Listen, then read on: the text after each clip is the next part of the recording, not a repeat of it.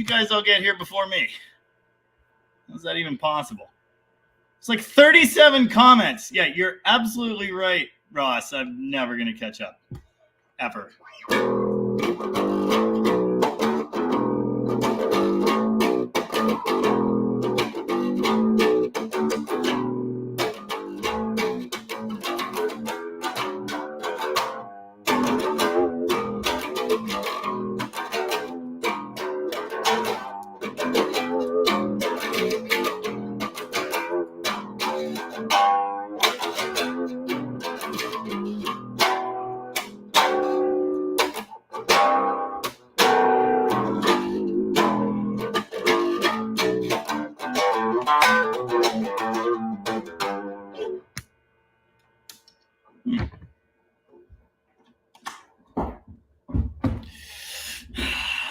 What's up?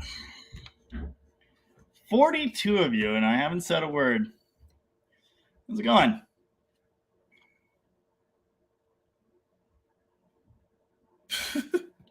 Incredible.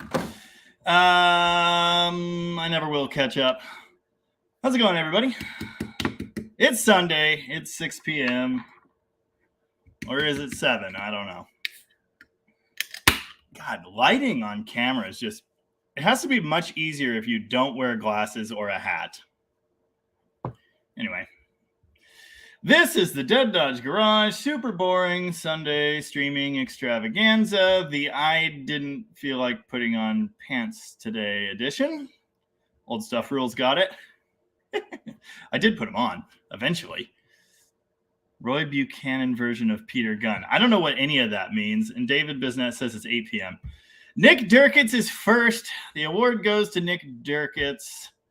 Donnie made it second, or Rooster did, but Rooster's comment was technically third. So he's third. And No Beret, how's it going? Woo! Rocket Tom is here. What's up, Rocket Tom? I imagine a few of you probably saw his video today. He did a video on his dad's 65 300L. No Beret saw it. I saw it. And he did a Ram Charger video. That truck's going to be coming to my channel as well, but we have to put it together first. So that's a problem. What is up, Lovejoy? Lovejoy is towing a trailer, and I think I know why. He messaged me a bit ago excitedly about his most recent acquisition. I ain't in that group. I can't see that. I ain't in that group.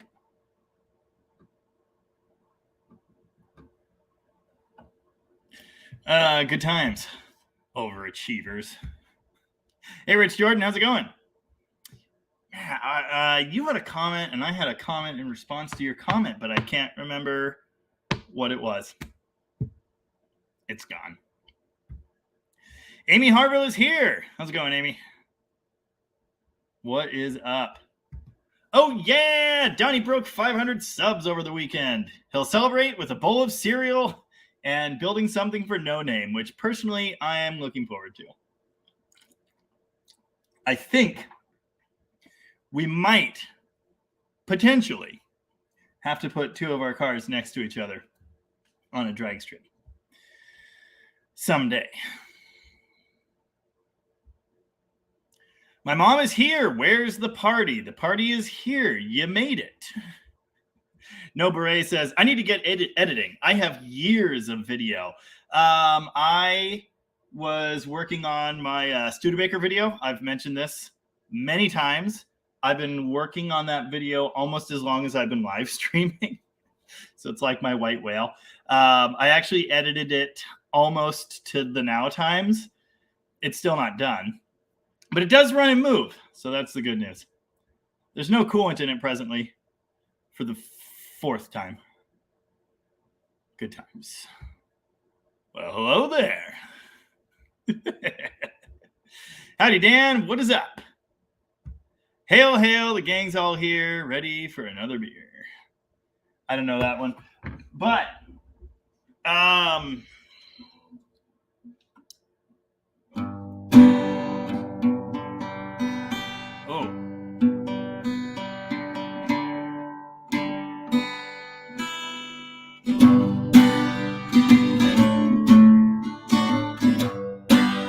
that's it. Is that it?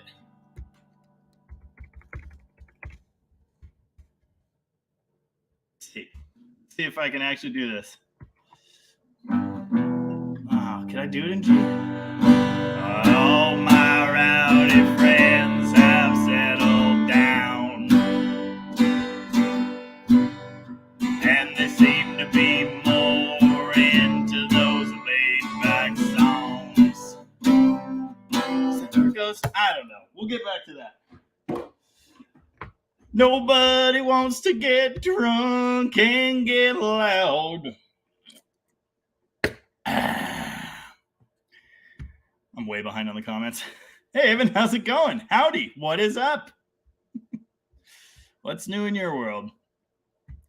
Party is late, like normal. Pants are highly overrated, and I am always late to my own show. I'll be late to my own funeral. I'm not playing that one.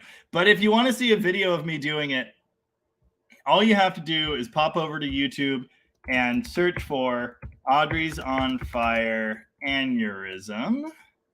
It should. Yes, it comes right up. Very nice. 273 views. Oh, man. We're going places. Flaco the Skinny Kid is back and says hello from North Central PA. Nice to see y'all. Nice to see you. Thanks for joining us. 63 of you out there now. If you haven't done the thing where you hit like on the stream, then you should do that thing. Pretty please. Howdy, Bell James. How's it going? What's new in Oklahoma? I'm here. No, never going to catch up ever. Musical interlude. Yeah, I was tuning the bass. And then I was so busy doing that, I didn't come up with a song to play. Beaker 138. There he is. Get him. Polished off the case before answering the first. Yes. Oh, nice. My version of Aneurysm has 274 views now, thanks to Donnie. Tom says, just like when we all say Jamie's the same in person as he is on his videos, his sense of timeliness is exactly the same. Please bring back clean-shaven Jamie. Yeah, I don't know. I'll trim it, I guess, but I'm afraid my chin will just be cold. I really need a haircut. This is getting out of hand. But the place I used to go closed, so what do I do now? Don't know. Glenn Uromi is back. Hey, Jamie, good to see you again, man. Good to see you, Glenn. Thanks for joining us. John Donati, good evening to you. Yay, base time. Cart 70, you commented on the, I think, a couple videos from this weekend, so thanks for that. Yeah, that. Being on time is way above my pay grade. Peter Gunn. I don't know that. I don't know what a Peter Gunn is. An American private eye television series. So is it like the theme song? Yeah, that's a picture of me from a long time ago. I don't know what's going on, folks. I hope that's clear. This is a picture of me on stage. We were the very first act at the very first show at the reopened classic DNR Theater in downtown Aberdeen. Excuse me. I think Candlebox played that show. I think. But we opened. We were first. And it was a packed house, like 1,200 people. Pretty cool. Donnie says, don't worry. I'm not. Oh, he's voice. Oh, yeah. Okay. He's voice texting. He's not going to comment much tonight because he's not doing too good. Some Ting Wong. All right, Donnie, well, you take it easy. And we'll be here next week. No one. I don't have to catch up. I don't have to be here on time. I don't have to know all the lyrics to All My Rowdy Friends Have Settled Down. Yeah, I don't have to do anything.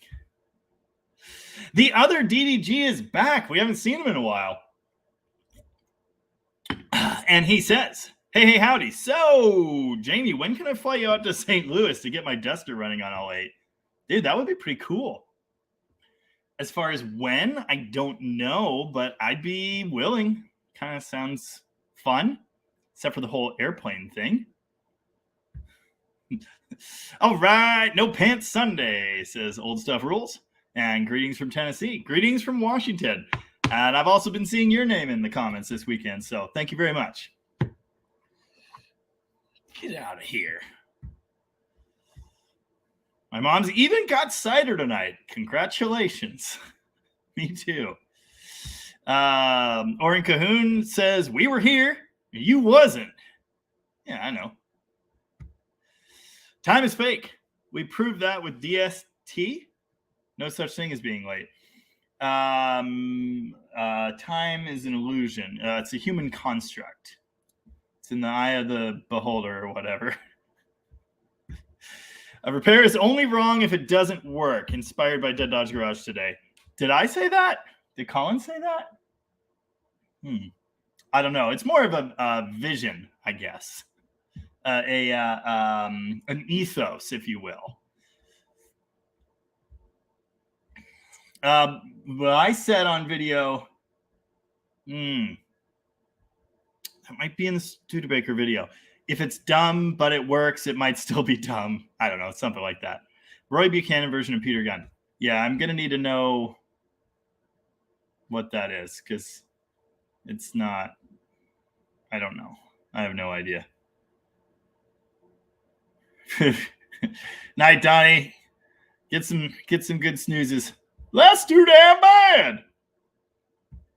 David Bisnet says it's 8 p.m. I disagree. All right, you're probably right. Buzz is here and says, howdy from Port Tobacco, Maryland. Howdy. Man, it must be like 9 p.m. there. Flaco's on beer tonight. No cider. Yeah, so y'all saw me sipping the sipping cider last week, but what you don't know is I sipped too much. Now, you might know. I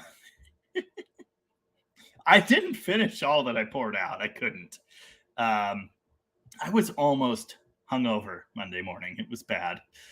So next time, less sips. That's the lesson.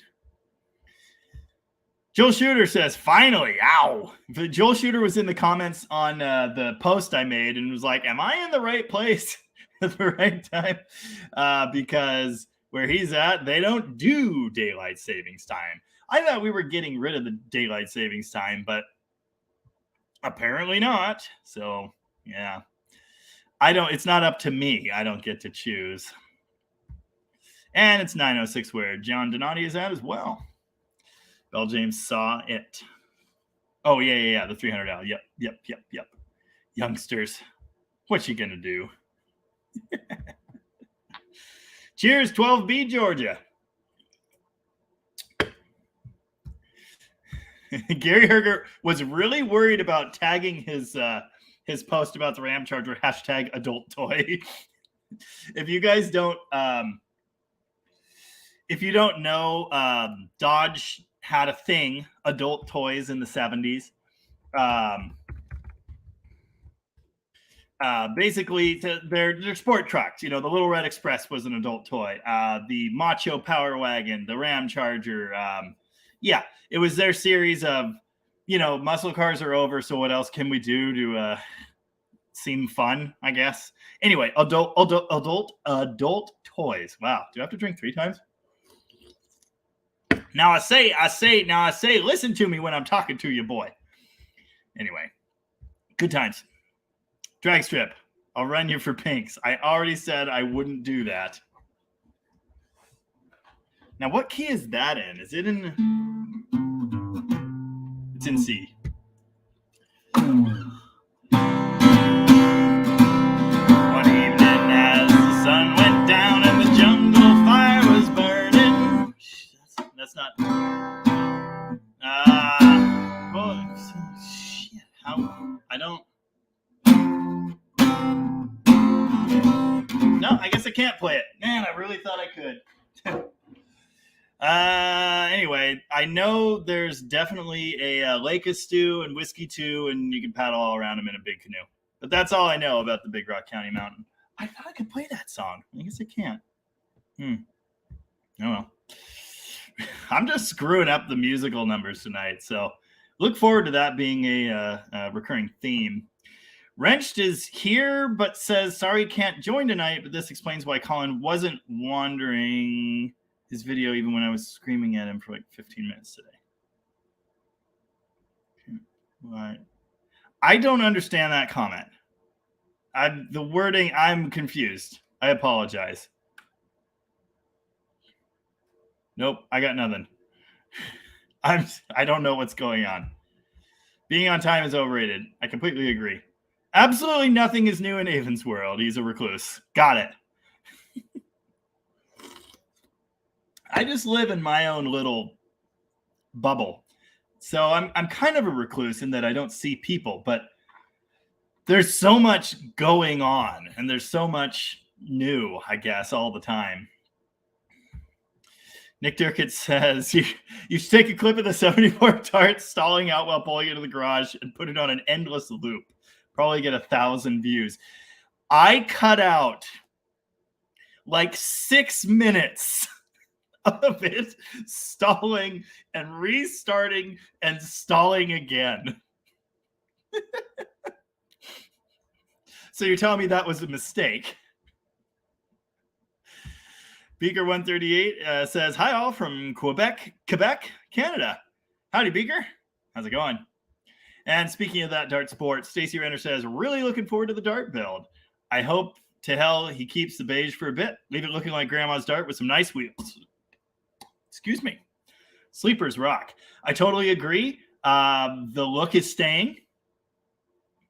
At least for the foreseeable future. It's a really nice, really solid car. At least as far as the body goes. There's some dents and things. And the interior's cooked. So he's definitely doing the carpet, all that, you know. I mean, I'm going to have to rip it out to fix the floor. And obviously I have to add an extra pedal for the 5-speed. And there's some other operations involved there. So yeah, the interior will be getting done up. But the body, at least for the foreseeable future, the body is being left alone. It's going to look exactly like grandma's dart, but it's going to go like hell. Now, the one thing I'll say about sleepers, it's almost like that's not a thing anymore with muscle era cars because, oh, I know exactly what this is. Charlie, we're going to Candy Mountain, Charlie. Oh, Jesus, they took my kidneys. Sleepers don't exist anymore because you see a muscle era car and you already assume, V8 and hundreds of horsepowers and burnouts. And, you know, no one expects the Slant 6 to still be there. At least that's how I see it. I mean, when I see a basic looking crappy Nova going down the road, I don't assume it's a 6-cylinder Survivor. I assume it's got a 350 under the hood.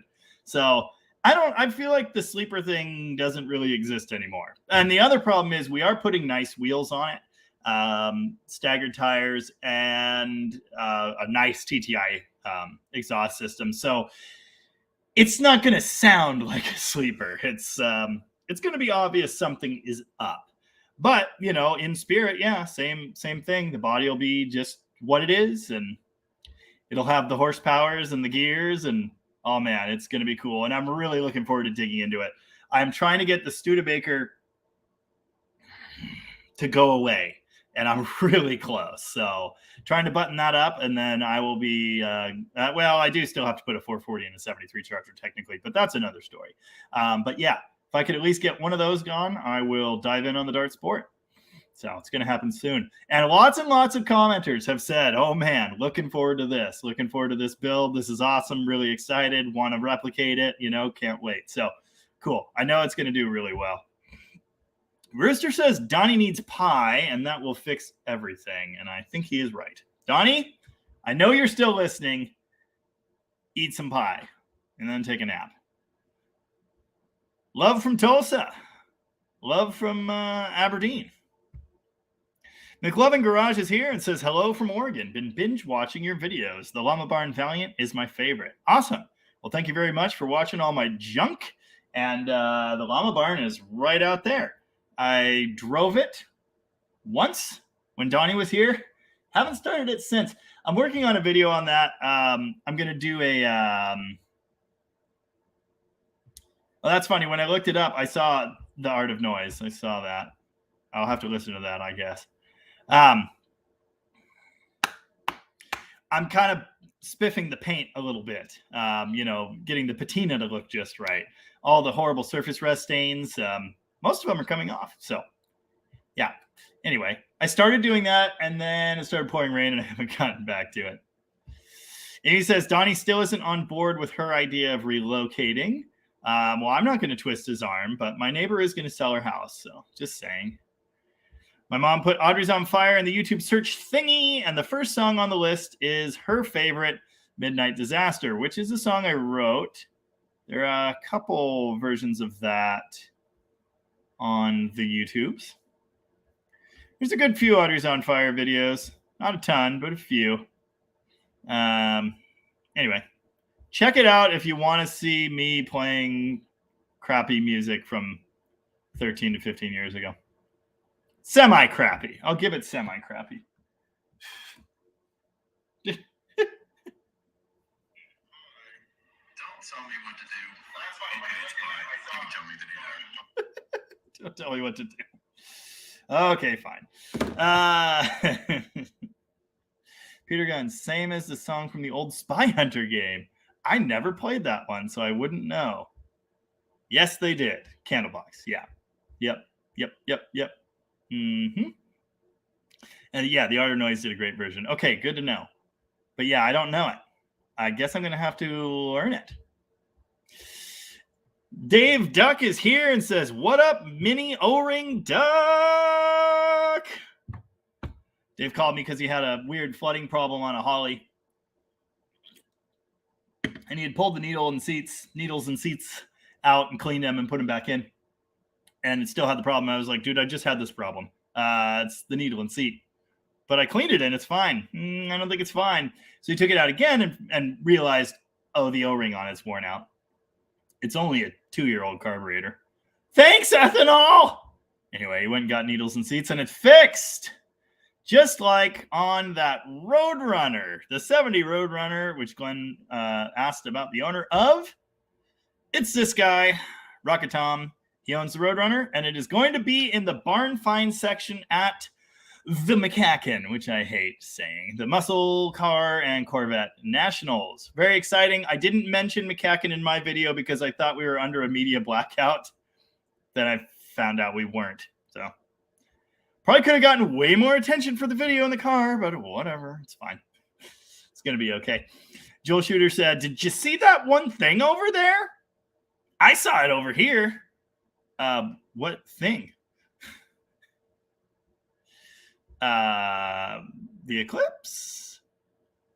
I'm going to try not to get lost here as I flip over to this. Rusty Fuel sent me $10. Thank you very much, Rusty Fuel. I really appreciate that. Just so you guys know, you can send me tips at any time, and I will use them to buy alcohol. So it's very much appreciated. Thank you.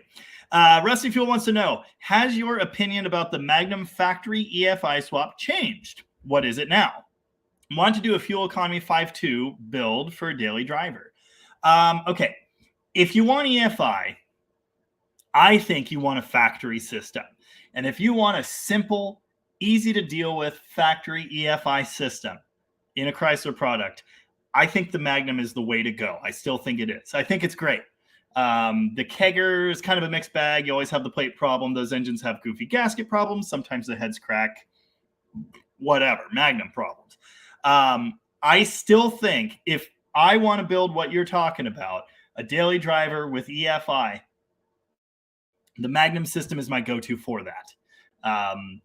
My opinion has changed in that I've come to the realization that you can have a great economical daily driver with a Carter carburetor or even a thermoquad. You can get in the 20s miles a gallon if you set this up right, as far as gearing goes and camshaft and tune and the various parts you use.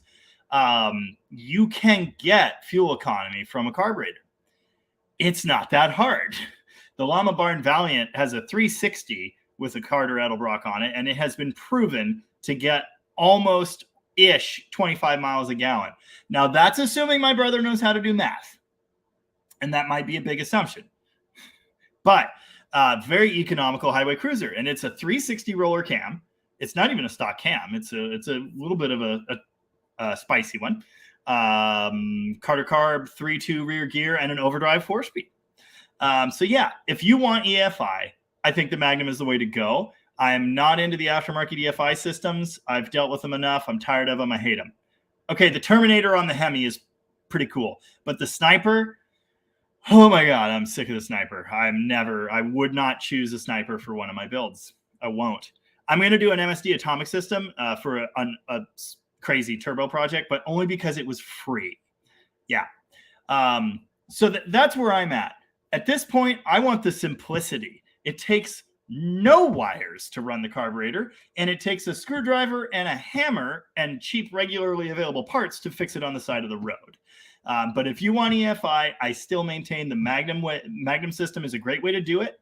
I did do a video on it recently. We're actually going to do a Magnum swap in a truck finally in the coming months. It's actually going to happen. So there's a ton of like expensive parts in my living room for it right now. So yeah, I still think it's a good choice, but I want you and everyone else to be aware that an Edelbrock AVS 2 is really, really good, and you can get great economy with way less of a headache. Thanks again for the tip. Really appreciate it. And hopefully that was helpful.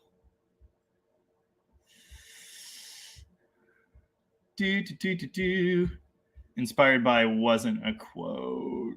Okay. Got it. It was just an idea. It's more of an idea. I got it. Good stuff. Everybody keep your pants on. This is a family show. I am wearing pants, by the way. 80 of you out there, stay simple. Exactly. Super Satellite Garage has got the idea. Exactly. I like simple. I like old cars because they're old cars. They're simple. They're fun to work on. They're easy.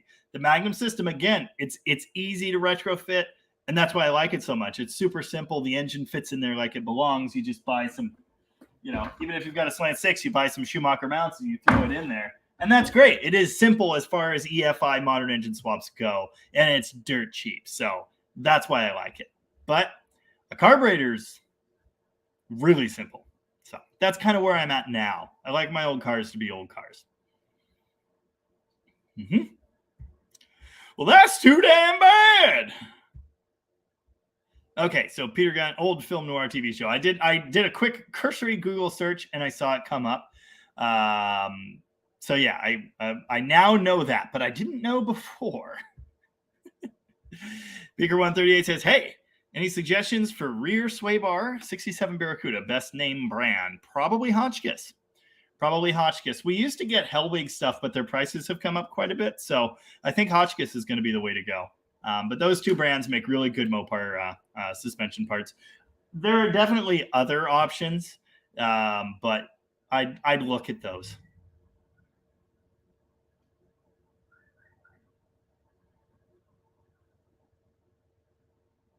Something started, and I don't know what it is. It sounds kind of muscular. It might be the Ram truck I helped the neighbor buy. I don't know. I famously don't get hangovers because I famously don't actually drink. When I do actually drink, oh God. 710 Cap has discovered PBJ and PB Blaster are not interchangeable. That's a lesson you only have to learn once, too. What did we learn? That flammable and inflammable mean the same thing. Bell James says, Roadrunner vid proves how cool 68 B-bodies truly are. They really are. We're willing to totally rebuild one from what was only a few years ago, certain death. Yeah, well, they're hard to get now. I don't know what I'm listening to. It almost sounds like a Subaru or something broken. Nice. But yeah. They wanted it fixed, and we didn't realize it was as bad as it is. We thought we were doing floors, quarter panels, away we go. And it snowballed because, of course, it snowballed. There's always more rust than you think. Always. Okay. Busy End commented on the Roadrunner video, and you're welcome, Ross. Peter Gunn. Oh, Oh, okay. Yeah, that's funny. I know that. The White Stripes do a song. It's that exact same riff, and it's Jack the Ripper, but it's the same riff. Yeah, I think. Yeah, whatever. Anyway, okay, I am familiar with that. I'm familiar with it.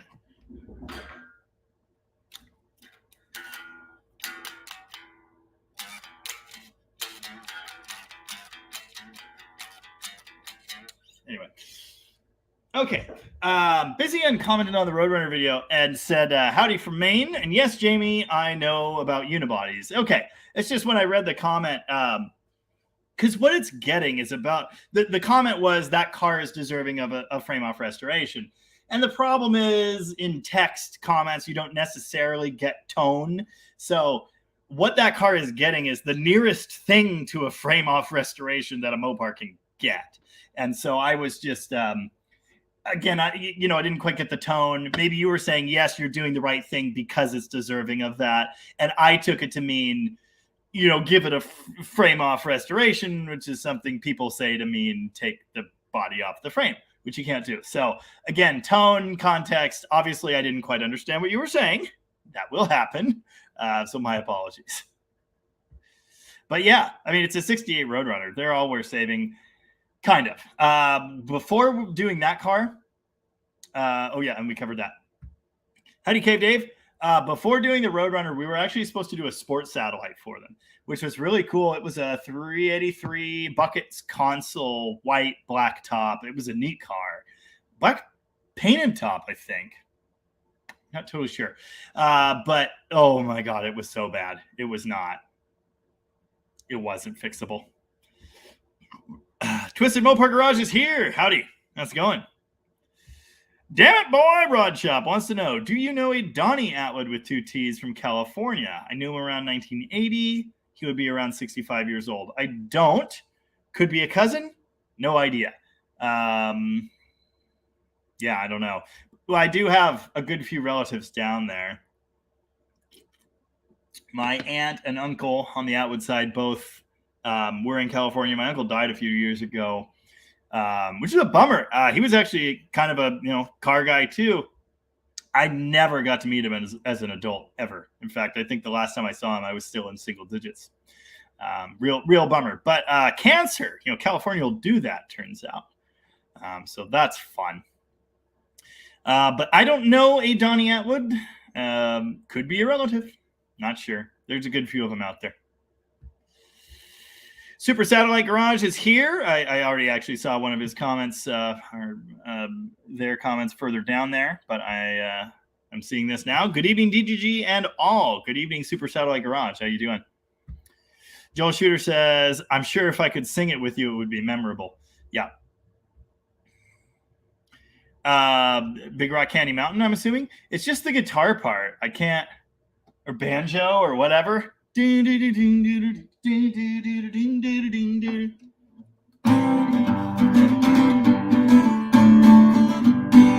the Big Rock Candy Mountain, you never change your socks, and the little streams of alcohol come flowing down the rocks, flowing down the rocks. Whatever. Anyway, it's all good. HangeVac2 says, with all these Will It Run videos these days, I've never seen anyone touch on hardened valves and valve seats yet. So the cool thing about Mopars is that's almost never a problem. I've never, not once, seen a sunken exhaust valve in a V8 head. Ever, period. And I have worked on many. Now, I've seen it in slant sixes. But I've seen it in slant sixes that had hardened valve seats. So, they all had it. The one I'm thinking of specifically was a 75, and it was the original engine, and it had a sunken valve. So, yeah, I've seen a couple burn valves here and there, I guess, but I've never seen the classic sunken valve problem that, heads without hardened seats are supposed to have. So, I don't talk about it because it's not a problem in Mopar world. It's never been a problem for me, ever. the hardened valve seats. So I don't know if it's down to the metals they were using. I don't know if they were already hardened enough. I don't know that, but I do know that it's nothing I've ever had to deal with. But yeah, you're right. I can't say I've seen anyone else talk about it either. It's not a problem until it is. That's kind of where I'm at on that. I think it's raining again. I'm hearing weird noises. Dust Devil Garage says, I think a modern day sleeper is one that looks so outrageous on the outside, no one will think it could ever be fast. I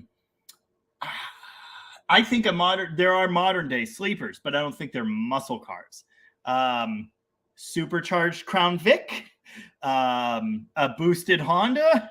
I mean, they exist. They exist. But I don't think muscle car. I just don't. I get it. I still think it's cool putting horsepower in a more pedestrian model. A sedan, I guess, maybe still counts as a sleeper, but I don't know. I think when the average guy sees the Llama Barn Valiant, maybe when the average guy sees the Llama Barn Valiant, they're confused and a little scared. Yeah. It's got to be water. It's got to be. Amy is not asking me to twist Donnie's arm, just asking for a little assistance as to why we should move there. Well, it's not Florida. We do have seasons. We're currently in the rain season, which runs from about October until about May, with a couple snow breaks in the middle.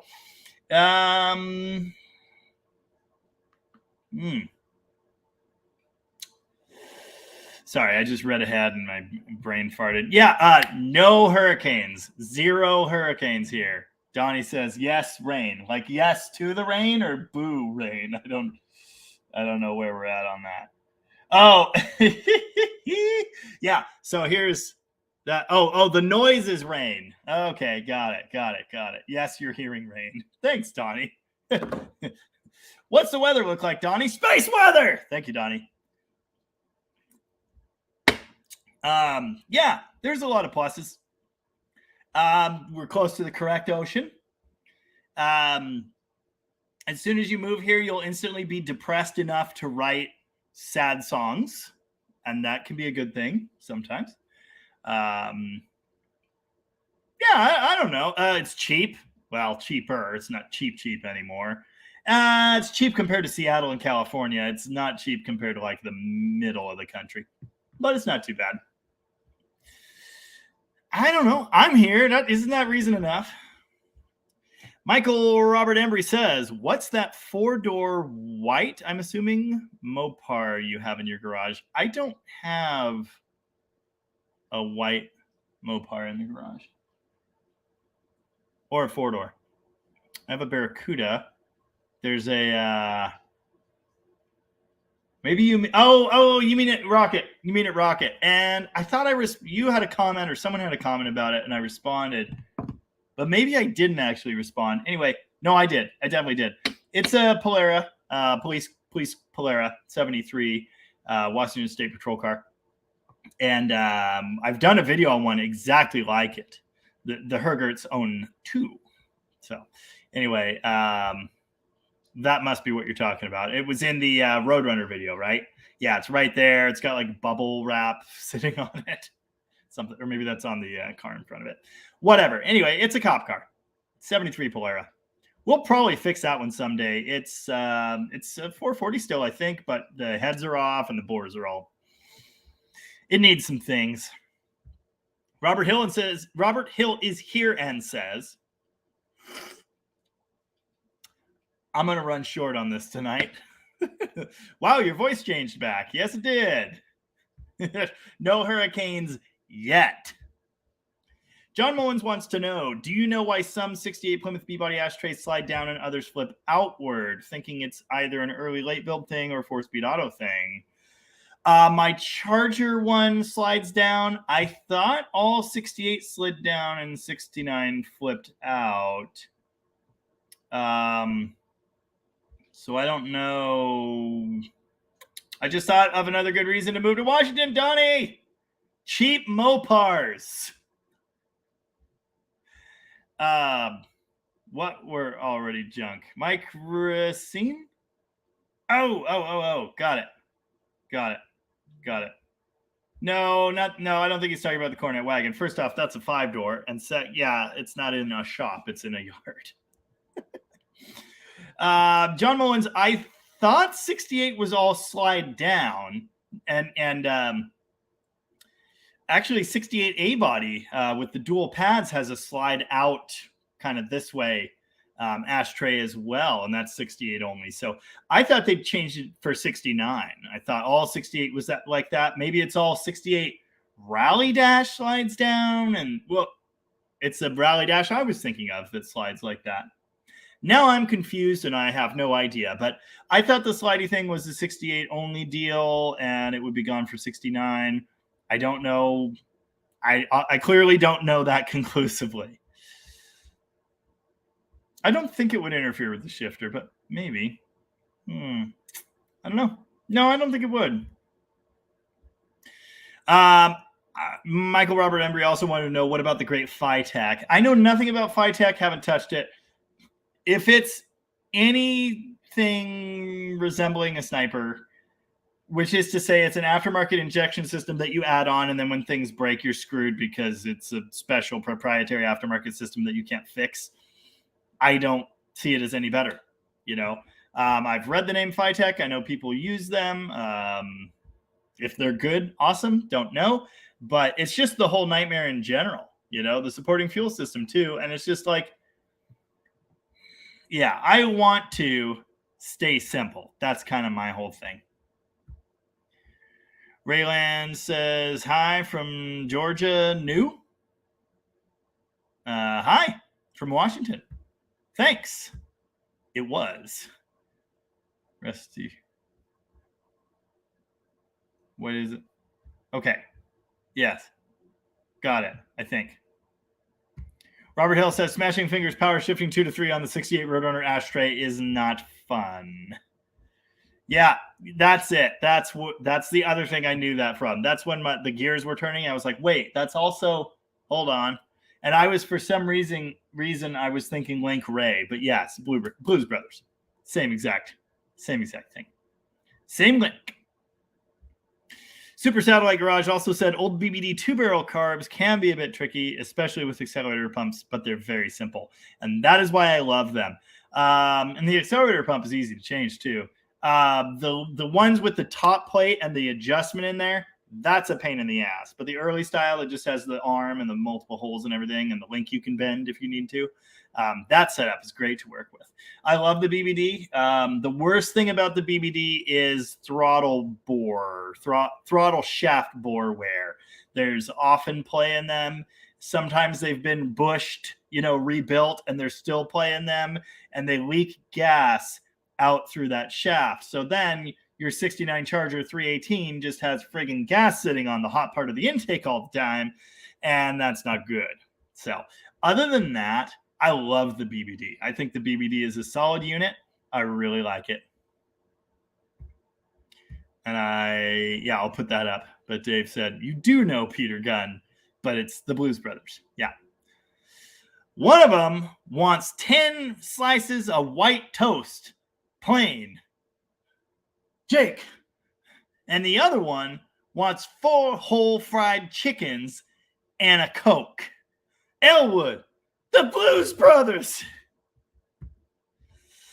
A few live streams ago, my brother Alex and I did the 100 miles to Chicago bit in a Corolla. Robert Hill says, I'm in Florida and not wearing pants because it's 70 degrees. Well, you don't have to rub it in. Get Donnie to the ER and find a brick to adjust his thinking.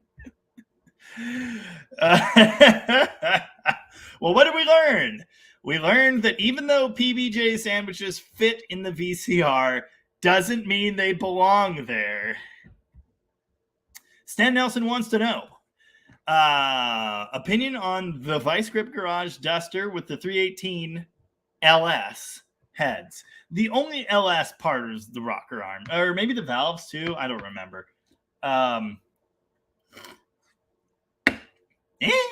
It's neat. I mean, it's cool. Very interesting. The engine was in a Coronet first, and it sounded pretty mean. So, yeah, it's cool. I am planning to put Chevy roller rockers on a Magnum head. So, if GM's got the parts I need, I'm not above using them. I like stock stuff, but I like stuff that works too. So yeah, I think it's interesting. The first episode he did on that, I was having flashbacks and then screaming at my phone because he was doing the motor mounts and the conversion, the V8, the Schumachers, that whole thing. He was doing that, and I had crazy flashbacks of doing that on my brother's Duster like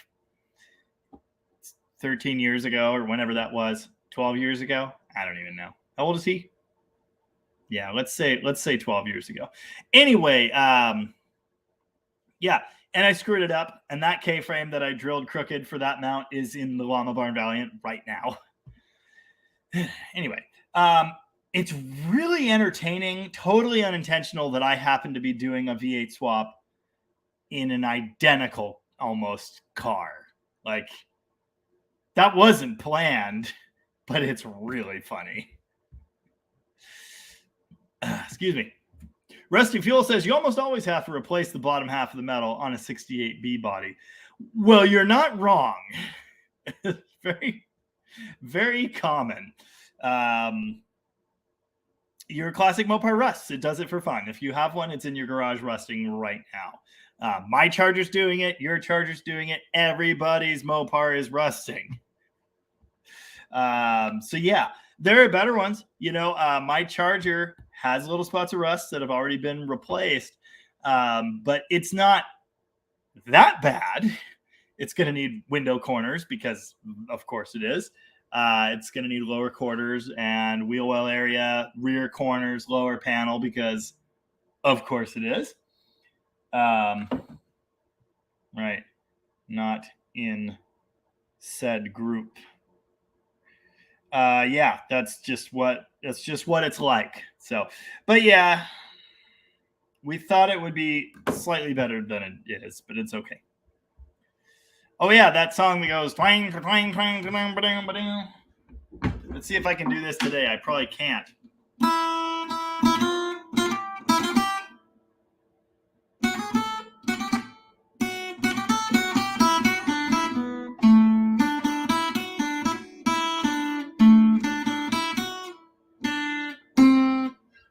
All right, almost did it. Good times. Brent Forte is here and says, Casper the Friendly Cuda? Nah, it'll always be the garbage can. Mike Racine, I hope, something like that, says, I started driving 74 Roadrunner. Oh, in 74. Roadrunners were $800. Charger RT with fit was 3,000 with I don't know what that is, 5070. I don't know what that is, but yeah. Yeah, things were cheaper than just a little bit. C Story says, hi, Jamie. How's the 3.9 in the Dakota? The one I did heads on? Or like, how are they in general? I did heads on one. It left some time ago. If you're asking how they are, I don't know. It's a 318 with 2 cylinders missing, so I mean, it can't be too bad. Oh yeah. Cart 70 has a good one. It's in response to the Mopars rusting to pieces. Mother Nature wants her stuff back, Uncle Tony. Nice. My mom doesn't know any Donnie Atwoods in California or elsewhere. There are lots of Atwoods out there, but mostly in the PA or Chicago areas. David Bisnet says, how many yellow paint colors did 68 Sports Satellites have? Mine's yellow. Don't know the name of the yellow on mine. Any ideas? I thought that color was called mellow yellow, but I don't know. I don't really know anything. That's not top banana yet, right? Yeah, I think that's later. I saw farther down someone commented lemon twist. No, I think lemon twist is later. Mopar. Isn't that the other name for Curious Yellow? Yeah, the Lemon Twist, that's like a yellow. So in 1968, it's much more pale than that. It hardly even qualifies as yellow in my eyes. Man, I don't have the Charger. Sunfire Yellow, 1968. Sunfire Yellow, SS1. That's the pale looking yellow. So I think that's probably what you got. SS1. Yep. Pretty sure. It's pretty pale. I don't know if there was a bright like yellow in 68. I mean, you see cars painted that color, but I'm pretty sure it was just the Sunfire, the pale yellow. I could be wrong. I've been wrong before. Ah, yes, they were that cheap because they were already junk. Yep, I'm sure they were. Bears and Bigfoot? Oh, yeah. Yeah, good things about the Northwest. Bears and Bigfoot. Yes. Stacy's looking at a Polera. It looks like a pretty good deal, at least, especially for his area. It hasn't sold yet. Still trying to come up with the cash. Stuff like that doesn't come up for sale around here for such a good price very often. Yeah, it looked pretty good. Looked pretty good. Oh, awesome. I was right. I love when I'm right. I've been right like 3 times today. I've been wrong like 12, but I've been right 3. And that's pretty good. Hobby Macia says, took your advice from last Sunday. I separated the master from the booster and noticed that small rod was positioned incorrectly. Put back together. No more rear locking brakes. Thanks. Awesome. Very good. Glad you got it. Busy End wants to know, in your opinion, what is the best RB block to twin turbo? So the strongest big block is the late 400.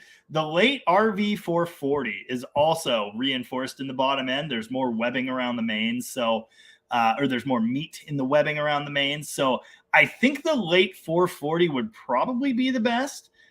You could look at something like a 413 block with the smaller bore, so maybe it's got more cylinder wall meat if you're worried about that. But I'd be looking towards the bottom end strength. I think that would be the most important thing there. You wouldn't want to use the probably, if you're going to make a bunch of horsepower, you wouldn't want to use the factory cast crank from the late 440, but you'd want to use the block. Hell, it's a low compression ratio. It's basically ready to turbo out of the box, but the crank is not going to be the most resilient. You probably want good pistons in there too. For a single turbo budget deal, oh man, I'd just boost that RV motor right as it is. But yeah, that is probably your best block. They strengthen the bottom end a good bit. The 400 short deck has the best, the strongest webbing down there. So you could use the short deck B block, and you could always put the long stroke crank in it and get the cubes in that smaller package if you want. It's also a little lighter. It fits in things better. I really like that option personally. People do know about that, kind of. So those 400s are somewhat desirable. The 451 stroker, that's based on the 400 block. So, yeah. It's good stuff. But yeah, those late big blocks, despite being cast crank and lower compression ratio, they have the strongest blocks. Mopart's 50. The earlier ones are probably fine too, honestly, but you want the best. That's the best. Mopart's 52 wants to know, have you ever built a hot rod slant 6? I knew a guy with a pumped up slant 6 that would smoke V8s. No, I haven't, but I'm actually going to. That's another project that's coming soon. Now, we're not going to build anything crazy. It still has to be streetable, but we're going to raise the compression a little bit. We're going to get a decent cam in there. It's running a Super 6 setup. It's going in a 63 Dart. So it's already got a pretty decent 225 in it now, but that engine is tired. It's doing some interesting things. So still running and driving, but it's not happy. We put a transmission, or had the transmission rebuilt in this car a couple years ago at my old shop. And now I'm going to do an engine for it. So it's going to be a lightweight 80s engine. We're going to raise the compression ratio a bit. I'm going to do some basic hot rodding. Nothing crazy, but I'm going to do one. I'm also going to boost one. That's something I've been working on most of this year. And by working on, I mean I'll buy a part here, work on something there for 10 minutes, and then move on. But yeah, it's a Turbo Slant 6 to answer this question. That's a few comments down. Paul last name said, hey, any Turbo Mopars in the works? Yes. I'm going to Turbo Slant 6.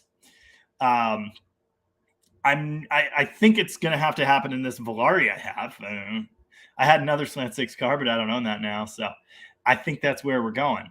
Someday I would love to have a turbo, probably twin cam 2.4, the later, Stratus, PT Cruiser, SRT4, whatever, twin cam engine.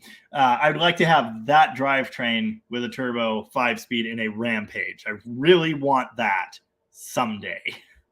I don't know when that'll happen. Maybe never, but I hope it does someday.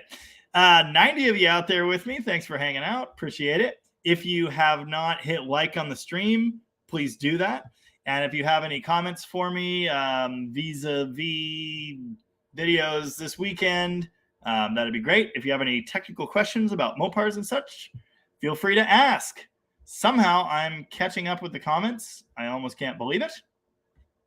So go ahead and drop your questions, and I will get to them.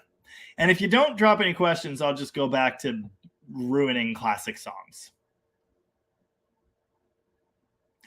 Johnny Mopar is here and says, my dad's 68 Charger is an early build date, and it slides down. Center console automatic. My high school 68 Charger is flipped down. Column shifter and buddy seat. Interesting. My 68 is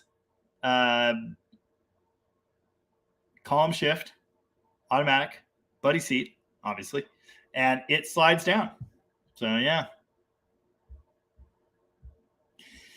Rooster says, I love Gary's Ram Charger. Would build that one bone stock. It's that nice. Audit doesn't have the 440 Magnum callouts on the hood. That girl is cool because she can go topless. Well, it's not a 440 Magnum. Hold on. I don't know anything about the 440 that was available in those 77 trucks, but is that a thing? I don't know that much, but I didn't know they did that. I don't think they did. The bird bath hood, usually it'll have the Power Wagon call on a Power Wagon. I don't think the Ram Charger had any call out. It says Ram Charger on the fender instead of, D whatever. But I'm not familiar with hood callouts on those. Maybe because the Macho package, but whatever. I don't think it qualifies as a 440 Magnum. I don't think it would have said that on the engine, so I don't think it would say that on the truck. I could be wrong. I don't know.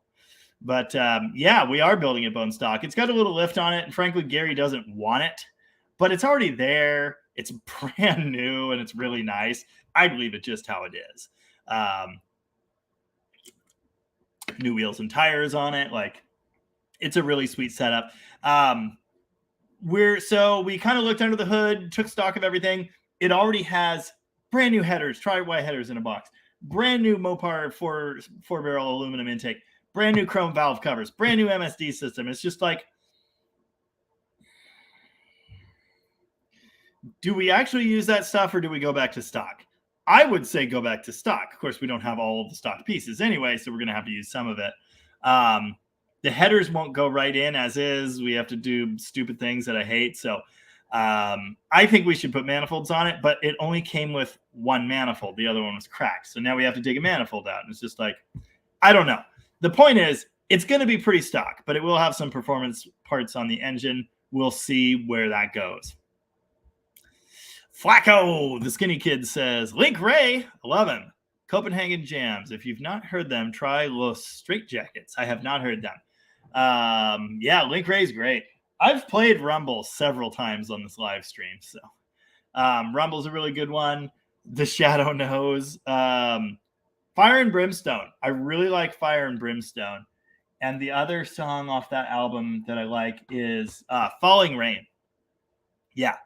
Link Ray is the best. If you guys don't know Link Ray, super awesome. First off, that's Link Ray. sunglasses, greaser hair, leather jacket, and that. Just, yeah. Excellent. Oh, Rooster says, can I have the MSD off the Ram Charger for my Roadrunner? Put in a good word for me. Funny story. I told Gary he should take it off, and it's unfortunate that he's going to have to sell it to me. So, anyway. Legaba wants to know, is Colin another brother? Is he not the redhead with the Junkuda? Yes, he is. He is that brother. No, the other brother is Alex. He was the one that was in that live stream a few weeks back. That's all the brothers I got. Just the two. And then a sister. She's haunting the comments. Yeah, I'll put that up on the board. Yep. That's a good one. Haynes HVAC 2. There was another comment from you, and I feel like I did not read your name right. Did I even read your comment? Now I have to make sure. My entire brain might have farted. Well, now I don't see it. Where did it go? Hopefully I read your first comment. I know I saw one. I don't know what I did. Nope, no idea. It's gone. Anyway, Haynes HVAC 2 says, in one video, you questioned an Orange 318 if it was factory. Mopar indicated high-performance engines in orange, not to be mistaken with Hemi-Orange. Police engines were also orange. Yes, to be mistaken with Hemi-Orange. There's one orange. It's Hemi-Orange. No, as far as I know, there is no high-performance factory Orange 318 ever. There shouldn't be one. There were red ones, industrial red, but there's no orange performance 318. There isn't. Orange was used on HP engines from. It was used on 426 Hemis. It was used on the Max Wedge. It was used on 426 Hemis from the beginning. They were always Hemi Orange. Nothing else was Hemi Orange until 1969. 1969, HP engines were Hemi Orange. 1969, 1970, and most of 1971. Now, this, I'm sure, varies by engine line. The 340 changed to blue in January or the beginning of February of 1971. So my Demon, which was a late December production, just barely squeaked by with an orange engine, factory orange engine. Mid-year 71, the 340 was then blue. 72, as far as I know, all engines were blue. So anything that wasn't a Hemi being orange was only the Max Wedge. Again, other than that, as far as I know, it's 69, 70, and 71 HP, and that's it. But it is Hemi orange. There's no other orange. There is industrial red, Chrysler industrial red. That color could be found on 318s, 273s. The high performance 273 was industrial red. It was not orange. And yeah, they're the only high performance 318 that ever existed, 318 LA anyway. Maybe there were performance 318 polys, but that's a totally different shooting match era, decade, etc. The only 318 that could be called high performance was the 360 headed police engine with 4-barrel, but they were not orange. That wasn't a thing anymore by then. Yep. Daryl wants to know, what is going to happen to the blue 68 Charger? I'm going to need you to narrow that down. I'm assuming you mean the turquoise one that Tom has had, whatever. The turquoise one is going to Germany. It's already sold. It now has the 360 Magnum. I'll be doing a video on it. I'm not doing the work on that. My coworkers are. Evan did the drivetrain, all of that, painted the engine, put it all together. Wired it up, got it running. I like barely helped with firing the engine up, first firing the engine. And other than that, Evan did all of it. Trev is now doing, the vinyl top's ruined. So the vinyl top's coming off. The windshield had to be replaced. There's a little bit of rust. Shocking, I know. So now we have to fix that. We were going to put a new vinyl top on it, but he took the top off and it's fully painted turquoise, which is weird. And it's really, really nice. So I think we're just leaving it off. So yeah, it got a new headliner. It got it's getting new carpet, seat covers, etc. Nice little things, but the body is staying the same other than the top stuff. And it is going to Germany. So yeah, if that's the one you meant, the turquoise car, bye-bye. There's a blue 69 RT in a ranch video. My brother's going to be doing the metalwork on that in the future. Don't know when, but it's going to happen. That's all the blue ones I can think of. Bell James says, had a 96 Dakota with a 3.9. Great engine. Not wonderful mileage, but extremely reliable. Yeah, I've heard they're pretty good. I mused about swapping one into old stuff, but the mounts are wrong. The 3.9, they hacked off the chunk of the block that had the old school engine mount. So you have to use those side plates. And yeah. Oh, Donnie has one of those police engines, and it is definitely blue. Well, yeah. But isn't it like the wrong blue? I feel like it's the wrong blue. Maybe it was just parts of it were the wrong blue. Yeah, I'm interested in V6 stuff, kind of. I think, I don't know. For a while, I thought the modern Pentastar 3.6 was really, really cool. It makes 300 plus horsepower in a tiny package. There are supercharger kits for them. They're neat. And so I thought swapping one of those into an A-body would be a cool setup. I'm not so into that idea anymore. I'm not so into the modern engines. I've become more of a grandpa, get off my lawn and leave me my carburetor and my points. I've watched too many Uncle Tony videos, I guess. But yes, Brian Dust Devil Garage said, didn't the blue 340s still have the orange air cleaner? Yes, they absolutely did. Robert Hill says early 68 340s were red. Right. They didn't have any. That makes sense. I've seen red I have a red 340 timing cover on the wall. I apologize for leaving that out of my rant there. Yes, there are red 340s. They didn't have blue again on anything else, but well, maybe they were 68 340s orange. Don't know. Let's find out. Let's see. That one's orange. It might be orange, but that one's red. That's a Formula 340 Barracuda, and it's red. I think that would be correct, because, again, orange wasn't used until 69 on anything that I'm aware of. That one's turquoise. I don't think that's right. I could be wrong. There's another red one. Yeah. I think 68 340 should still be red as well. Pretty sure. And the pie tin on top of the air cleaner, did you know there are red ones and orange ones? I learned that recently. After I put a red one on my charger. Anyway. Yeah, there's a red 68, red 340. Yeah. Pretty sure they should be red through 68, and then for 69 they would be orange. Fairly certain.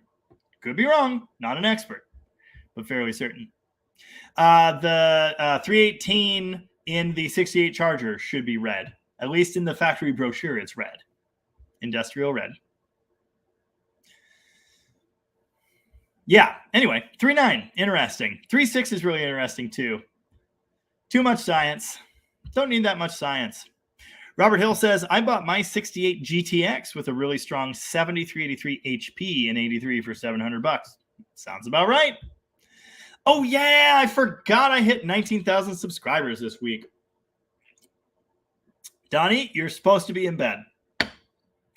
Yeah, if you guys didn't notice, I hit 19,000 subs. 20,000 is just around the corner. I'm at 19,200 now. Donnie says it's called Chrysler Corporate Blue. Chrysler Blue or Chrysler Corporate Blue. But yeah, just the valve covers are Ford Blue because I painted them and I'm dumb. It's good stuff. You cannot buy Chrysler Blue engine paint in local stores anymore. You can't. So I bought a GM Blue that's really, really close. Don't tell anybody. Yeah, 20K is coming up. I don't know what the 20,000 subscriber special is. It'll probably come at 21,000 or 22,000 or 25,000, or it'll never come at all. But we'll see. But yeah, the channel has been growing. There's all kinds of cool stuff going on. So thanks for hanging out, coming along on the ride with me, folks. Really appreciate that. David Dodson is back with us and says, greetings from beautiful downtown La Pine, Oregon. Greetings. Hey, Jamie. Good evening. What are the pitfalls when installing a remanufactured redhead steering box onto a 70 W200 manual steering? It's not that hard. Getting the pitman arm off will probably be the worst part. And if you have a puller and a good impact gun to get the nut off, yeah, it's not too big a deal. Actually, even the power steering ones are the same gearbox. Those use a ram assist cylinder like a Ford, funny enough. Yeah, I've never actually done one in a swept line, but it's the same process. It's, 3 or 4 bolts to the frame, I think. Shouldn't be a big deal. Redhead's just the way to go, too. Flaco or Flacco, I don't know. I'm going to say it different every time. I hope that's okay. Turbo on an inline 6 is an excellent combo. Absolutely. And basically, a slant 6 is just like a Cummins in almost every single way. Yeah, basically every way. It's the same as a Cummins. So that's why I'm putting a stock turbo off of a 24-valve Cummins on slant 6. It's completely wrong. 100% wrong. And yet, oh, so right. Lovejoy is back. He got his treasure loaded. Awesome. Very cool. Can't wait. Donnie says, what's an engine that sucks the flock? It flocking sucks. It stinks and you don't like it. The 4-liter Ford V6 overhead cam with the timing chain on the back. Absolute garbage. I hate it. It has no redeeming qualities. There are some other engines I really dislike, like the 2.8 Chevy is pretty bad, but it at least has redeeming qualities. It was in Jeeps. It's super small and teeny tiny, lightweight. Makes like 8 horsepower, but that's not the point. Triton Ford, I'm not a fan, especially the later one. Not like later. The 3-valve engine is the absolute worst thing on God's gray earth. The 4-liter's still worse. Did you notice they're all Ford engines? When I swear about Ford, it's not just because they're not Chryslers. It's because they're Fords. Dan Tupper says, had a discussion about using a Buick 3800 supercharger on a slant 6 4-barrel intake. Didn't look to be a huge issue other than the serpentine belt that would fit. Yeah, that is a common choice. Either the one off the 3800 or the one off of the Previa van. Same basic idea. Yeah, I think it should work. I almost bought one once to try that. I didn't, but I thought about it. And I'm sure there's something you could do with the pulley. You got to be able to change it somehow. Or just space it, add a serpentine pulley to the water pump of the slant and an electric fan. I don't know. There's a way to do it. There's definitely a way. McLovin Garage says, I just installed a 650 ABS2 and an aluminum Edelbrock Performer intake on the 318 in my 70 Coronet 440. Wow, what a difference. Yeah, oh, I'm sure. The Performer is perfect for a 318, and so is the ABS2. It's a great combination. Have you tuned the secondary opening at all yet? That's the best thing about the ABS2 other than the updated booster. Pretty much automatically loosen the torque screw and turn the flat like another quarter turn tight. You just want the secondary door to be a little bit tighter than they ship it to you. You want to delay the secondaries flopping open. You want to make it a little bit harder. It will help smooth out any bogs you may have, especially with the little 318. When all that comes in, you may well get a secondary bog. So tighten the flapper door. It really helps the response. That's been my experience. But yeah, they are a great piece. I can't recommend them enough. If you just need a carburetor or 4-barrel for your little drive-around car, get the ABS2. It is the best. I'm done with Hollies. ABS2 all the way. Joel Shooter said, I had an ashtray that I pulled open, then slid down, then I broke up with her. No comment. Will C says, anyone know the interchangeability of early 80s Dodge truck door latches? Mine is an 84. You should be able to use, as far as I know, at least 81 through 93. They should be exactly the same. I don't think there are any important changes. Now, all the way back to 72 might also be usable, but I don't know. I feel like the strikers may have changed. Like, I think there are little differences, but those basic doors are the same. There's a body line and they use different interior panels and everything, but the cab and the basic door design, which I've discussed in video before, is the same 72 to 93. So you've got a pretty wide spread for a lot of things. I'm sure that latch you'd be okay 81 to 93. You should have no problems. Rooster says, my best friend had the same truck in 79. All 440s were the Magnum in that timeline in that custom line. Macho package was the Magnum. Difference was cam and a thermo quad. Interesting. Again, I don't know about trucks in that time. I didn't know they were still doing Magnum. Does the Little Red Express engine say Magnum on it? Maybe it does. I have to check because I feel like maybe it says. Yes, I meant Lil Red Express. It's funny, it's coded E58, but it's actually not the same E58. No, it just says, oh yeah, it says 360 Express on it. Not Magnum. 360 Express. Okay, yeah, so that's a no.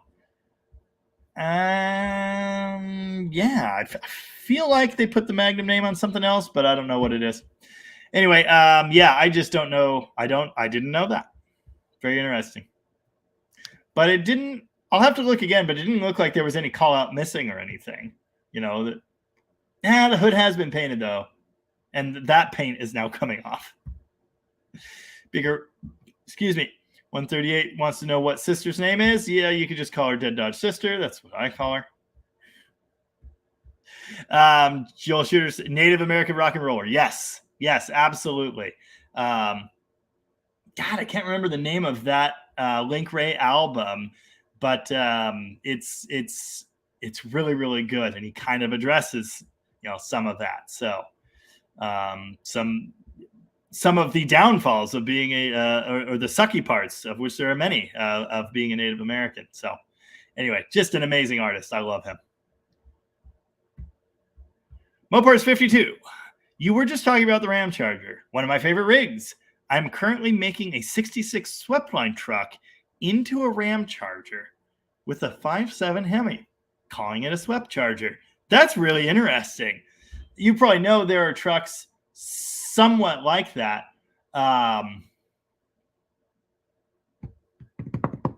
Maybe you know this, maybe not. You probably do. In the southern countries on this continent, the South America, there were kind of sort of Sweepline Ram Chargers, but they didn't have removable tops. So I wonder if you're doing that, or you sort of doing Tahoe, fixed roof, later Ram Charger, that kind of setup. Either way, really interesting. Of course, there's a 90s Ram Charger down there too. They had all the cool toys. Bastards. Functional History's dropped in, but he's got work to do. So he's going to miss. I have the corn dog sitting right here so he could see it on camera, but no. Man, what a profound disappointment. Anyway, Vic said, by the time you finally get down here, you didn't say that, I'll be out. I finally got the other car for that guy in Florida. Woo! That guy in Florida will be happy to hear that. I'm trying to get his stuff out to him by the end of the week. Awesome. So I got to get at it. Love you guys. See you later, Rick. Take care. Robert Hill says, can you do a 45-minute content on 68 Peabody ashtrays? Apparently I could. I've had 12 of them. Most of them, GTX, Cornet RT, 3 Chargers, 2 Roadrunners, had slide down. Both Cornet 440s had tip out. That's very interesting, because I was just going to say maybe it's Rally Dash versus Basic Dash, but a 68 Roadrunner is a basic dash, base dash, standard dash, whatever you want to call it. Non-rally dash, so if it had a slide down, okay. That's really interesting. And I can't explain it. I don't know. Again, I thought that was a 68 thing and 69 didn't have it. So you're playing in a pool that I've never pissed in, or pissing in a pool that I've never played in. One or the other. Brent Forte says, maybe it was the time I asked about an orange rod inside a 340. Thought it might be zinc paint for balance. Nobody knew. I know it's done. My 340 has an orange painted rod, and I'd seen it before. But yeah, it's some kind of dip, and I don't know if it was to add weight. Dan Tupper and I were talking about that, I think. I've seen them. I don't know if that's what it's for or not. I don't know. Big Rock Candy Mountain might be old enough that I won't get a copyright infringement, but I don't know. Is it 100 years? 70 years? 92 years? I don't know. It's something silly like that. Anyway, it's probably commons? Whatever. It's probably fine. Oh, wow. Jaybird saw Link Ray live a couple times in the 90s. Smokin'. That's awesome. Very cool. Yes. If you guys have ever seen the late blue 340, now I don't know about late 71, but 72, it's a blue engine with an orange air cleaner. And the thing is, they never had the orange air cleaner on the blue engine, or on the orange engine, excuse me. It was black. It was also the dual opening, but no snorkel setup. And I'm pretty sure that's what late 71 would still have. So they probably went to the orange one in 72. I don't know that to be a fact. I can find out. I have the internet. That's an orange engine, orange engine, orange engine, orange engine, orange engine. That's a blue engine, but that can't be a 340. They say it is, but that's got to be a lie. Yeah, I don't know. There's one. Yep. Oh, that's interesting. That's a 72 340, and it's blue with the black air cleaner still. So maybe the orange thing was 70. No, but there's one with the orange. So I don't know. I have no idea. Who knows? I mean, it's impossible to know if any of these are stock anyway. There's a red engine in a Duster with a, yeah, that should be orange. It's fine. Yes, I could be wrong. I think all 68 340s are red, but I could be wrong. I've been wrong before. Beaker 138 needs a Dakota convertible. It is so cool. I saw one recently, and I can't remember where it was. I don't think they're cool. I think they're hideous. They're interesting, but I don't think they're good looking at all. But I know they are rare and interesting, and I saw one. I was still pretty excited about it for that reason, but I don't need that. Busian says, if any of you, Tom, etc., find a 66 Charger, please shout at me. VIN plate and title, only real qualifications I need. Good to know. I don't know where any are currently. I mean, they pop up on Marketplace, and that's pretty much where I look for things these days. So if I'm able to find one, you could probably find it too. I don't know where any are sitting at present. Kuda70 GT says, I want to paint my 7318 factory blue. What paint should I use? That should be Chrysler Blue. Chrysler Corporate Blue. That is the blue engine paint they started using in 69, and they used it through 70 something. I'm going to need evidence and paint codes for the HP orange that is not Hemi orange, because I thought they were the same color. I'm pretty sure they're the same color, and I'm pretty sure I've seen the orange on HP engines referred to as Hemi orange in places. I could be wrong, but I don't think they're different. I'm pretty sure you've got the red, which is called Chrysler Industrial Red, even though it was used on performance engines. Corporate Blue, which, as I was just saying, was 69 up to 70 something. I don't know what year they switched from blue to black. I don't know that. But it was used through the 70s, at least most of the 70s. Don't know. No idea.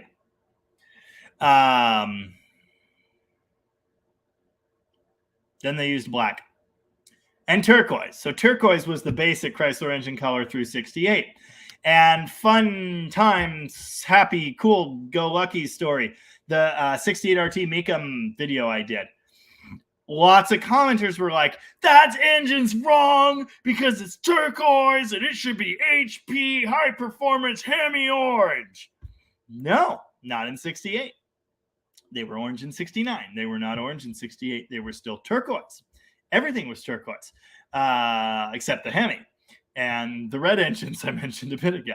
My engine, my 383 in my Charger was painted orange, which is wrong. I painted it turquoise. So don't use the earlier turquoise color. Now, the problem is sometimes you will see that turquoise color called Chrysler blue, but it's not.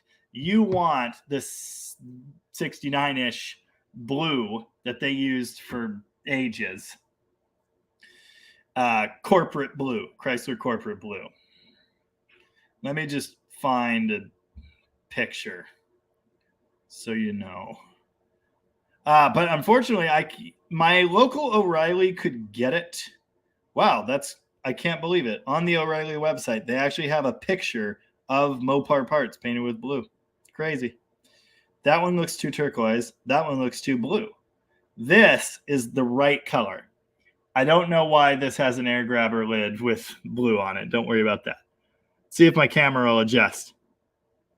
Yes, the camera sucks, but that's close. It doesn't quite look like that in actual life, but that's pretty close.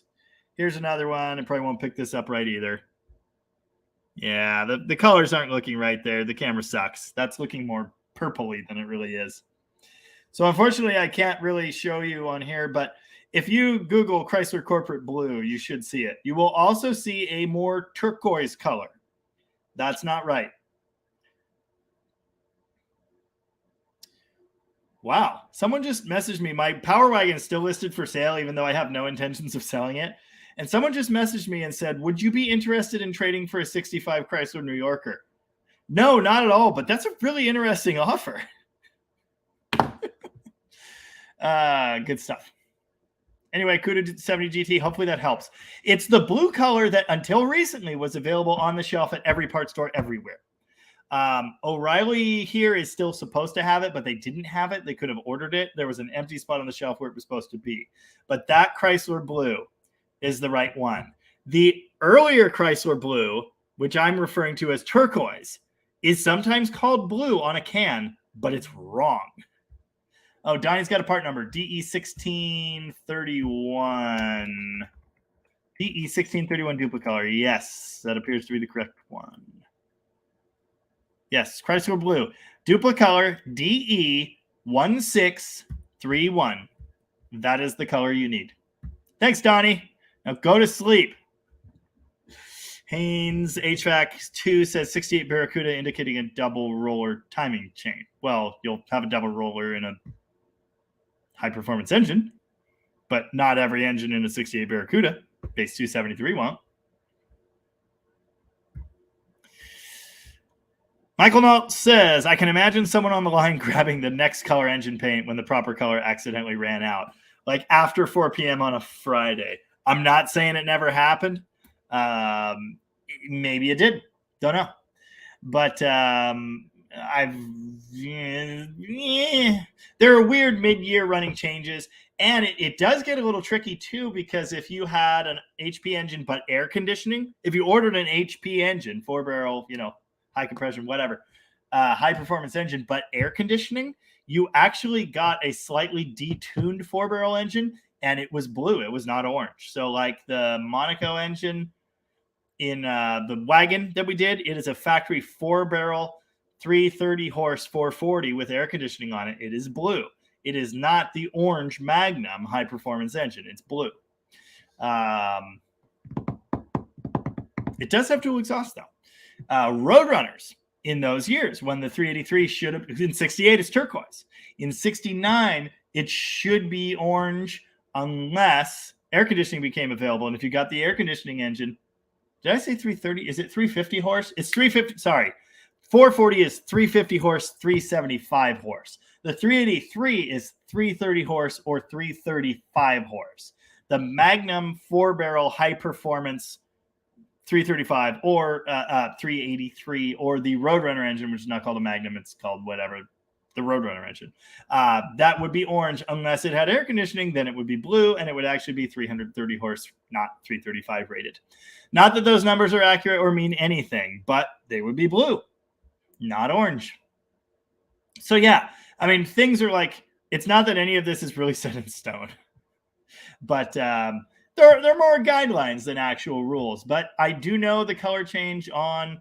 Yeah, Rooster says I'm wrong about everything because he's been doing this for 48 years. Yes, send me proof. I just don't. I've only ever seen the cans that say Hemi Orange. And why did they paint 1 or 2 rods in an engine? This is a thing that they did on the line. You will take apart an engine and 1 rod will be painted or 2 rods will be painted. Why would they paint 1 random rod in the engine if it was to not have oil stick to it? Rooster's commented many times. Chrysler Orange, Hemi Orange on Hemis only. I don't think those are different colors.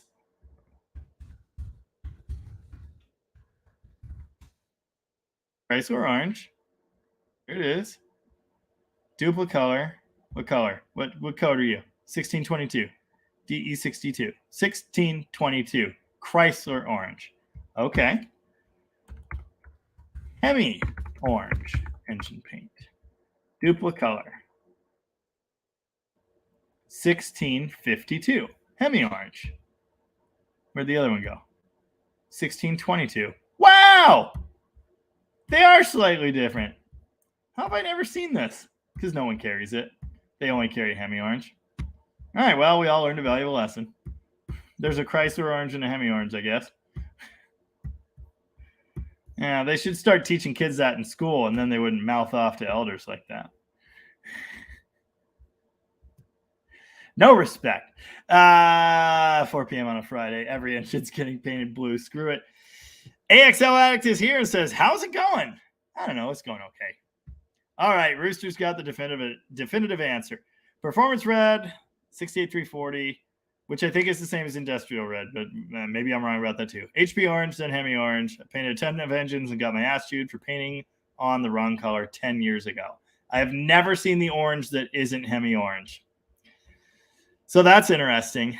Rocket Tom headed off to get kids ready for bed. The time change is brutal on kids. Yeah, it's brutal on everyone, including old people. Lovejoy says, on the topic of trading Fords, I'm currently towing a trailer with one. Can't recommend. Damn Fords. Just Me wants to know, will you do a video when you put the Cummins turbo on a slant 6? Oh, God, yes. I wouldn't do it for any other reason. I don't do anything that's not on video anymore. That's not true. I don't video putting a mirror on a Ford Taurus or a VVT solenoid in a Malibu or mail trucks. I actually have a big mail truck video that I filmed many months ago now, almost a year, and then went, I'm not going to release this. This is pointless.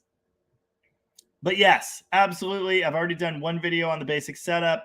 The next thing I need to do, I have an intake built now. The next thing I need to do is the exhaust side. Still haven't done that. I need to get a spare manifold and an engine to mock it up on, and I haven't. I've been busy. I've been spying a lot. But yeah, you can bet your butt when that happens, it'll be on video. John Donati says, I want to replace. What are you doing? What are we doing? Oh, I saw that. Tom sent me an $1,800 Valiant 2-door. Huh. It's cheaper than That's interesting. 1,800 or best. Wow. I already have one though, and mine's better. Anyway, John Donati wants to know, I want to replace the hooker headers on my 73 440 Rally Charger with stock HP manifolds. Any difference in the 71 and 73 manifolds? Yes. I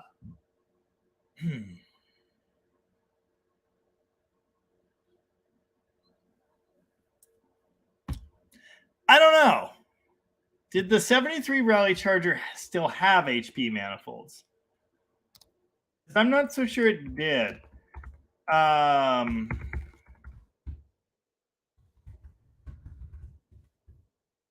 going to look. See if I can find that on the internet. Because I'm pretty sure they are not HP anymore.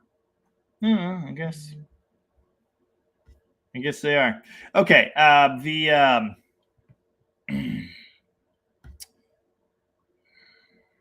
Trying to complete a thought. Hold on.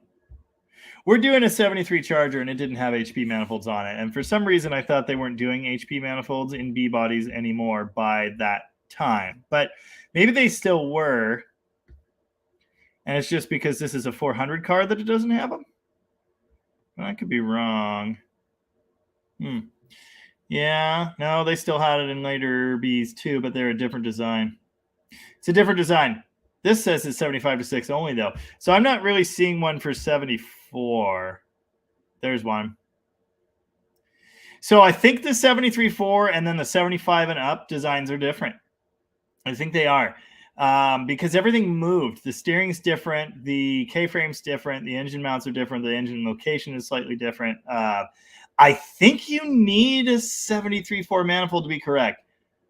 But I'm also pretty sure we're putting an earlier driver side on that car, and hopefully it works. I can't answer that definitively. They are different. Whether you could actually use them off of 71, I don't know. I don't know if it'll work or not, but I do believe they're different. Joel Shooter says, what do you think of the Stealth coming back? All Mopar, no half-breeds. I have literally no idea what you're talking about.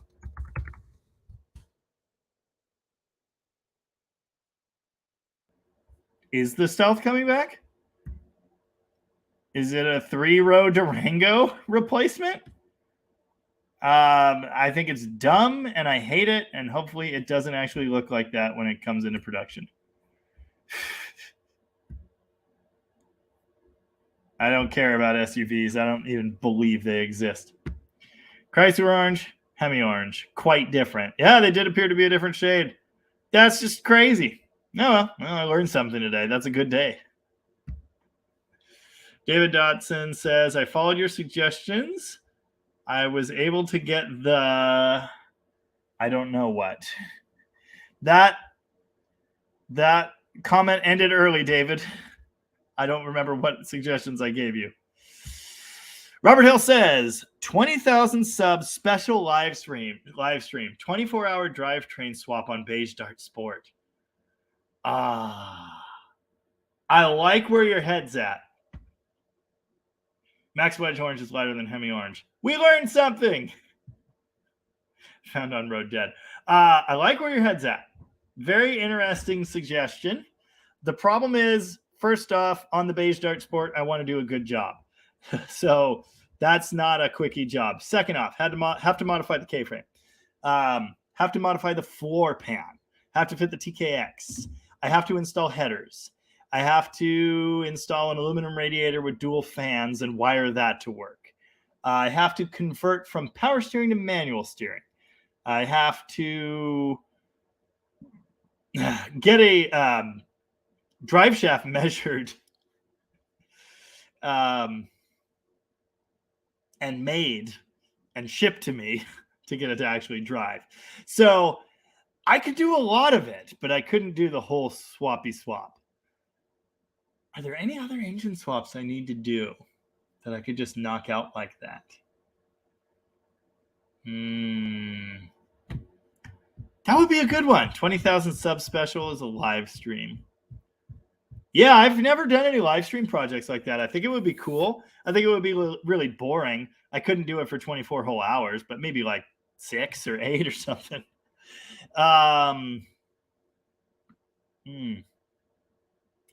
The problem, I could see it now. The problem with me doing a live stream video is a live stream actually working on something is, here's the way I work. I do this for 8 seconds, then I move to this for 8 seconds, and then I go to this, and then I forget what I was doing, and then I have to go to the store, then I have to get that, I have to get that, I have to go here and here, then I got to do this thing, and then I got to answer this message, and then I got to read comments on YouTube, and then I got to do this, and then that, and then that, and then I forget what I was doing 18 times, and then I walk through a doorway, eat a sandwich, and forget what my own name is. God, it would be tough for me to do a big job, but I could do something. I'm going to think about that. What kind of projects could I do live streaming in the shop that would make sense and I could actually achieve over the course of a live stream? I'd have to have all the parts. I'd have to have every single thing, which you never do. I'd have to have a parts runner. I'd have to have someone help me with a camera. Oh, God. It'd be quite the undertaking, but not impossible. My friend Byron's now seasonally unemployed, so I think I'll have him around to help. Found on Road Dead. And this, we all learned something. I was wrong. I've been wrong before. I'll probably be wrong again before we finish this live stream. Robert is correct. There are 2 oranges. I never claimed to know everything. Flaco the Skinny Kid says, I've seen a bunch of Little Red Express trucks, but very few Warlocks. My buddy Kev had a nice Warlock until it met a telephone pole. Ooh. I did a drivetrain swap and brake hack together make kind of work on a 75 Warlock some years back. And the owner of that, Norm, owns a shop in Hoquiam, nearby town. And he said, I should just give that to you to finish. Please don't. He wants me to, like, he needs the body finished. No. But it's a neat truck. Warlock, very, very solid. Bucket seats, console. It's 360 and a 4-speed. An 833. No longer a truck transmission. It's an 833.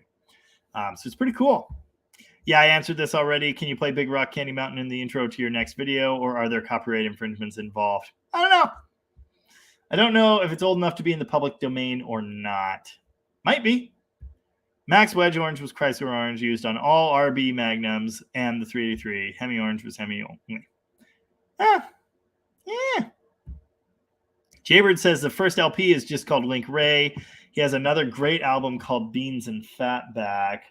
Let me find the one I'm talking about.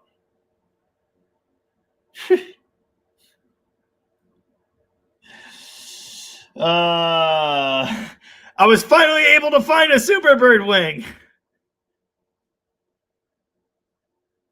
No further comment. What is that album called? It's really great. Is the album called Fire and Brimstone? Link Ray and his Raymen. No, the album's called Link Ray. Link Ray is the 1971 album by pioneering guitarist Link Ray. Okay. Yeah. That album is called Link Ray. That would be why I don't know what it's called. From 1971, but it's not his first album. What is his first album? It's called Debut Recordings. But I don't know if that was... Yeah. Wild Side of the City Lights. What year is that? Oh, 1990. That's way later. Rayman Unbound. He was active for a long time. Unchained. That was... Oh, that's okay, that's a modern. It's a live album. Okay. Beans and... I don't even see Beans and Fatback. Anyway. Yeah. The album I was talking about is the one titled Eponymous. Eponymous? Whatever. Link Ray.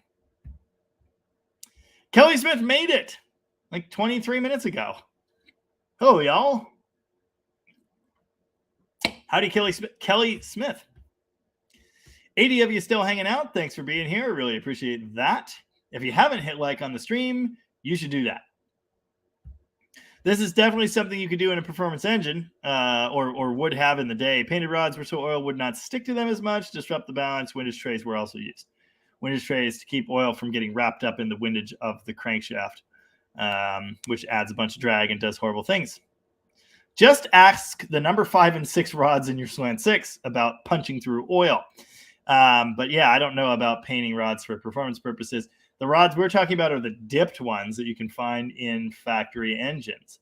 Dan said, found a box, forgot I had, with several copper-coated rods, was told it added weight. So yeah, that makes sense. It's probably to even out the weight between them. They have to be within a certain tolerance. So that's what that is. Either 1 or 2 rods in my 340 are copper-coated. Rooster says, yeah, last year for an orange engine was 71. Blue started in 72, late 71. And low power engines could have been blue earlier. But yeah, all were blue in 72, regardless of HP or not.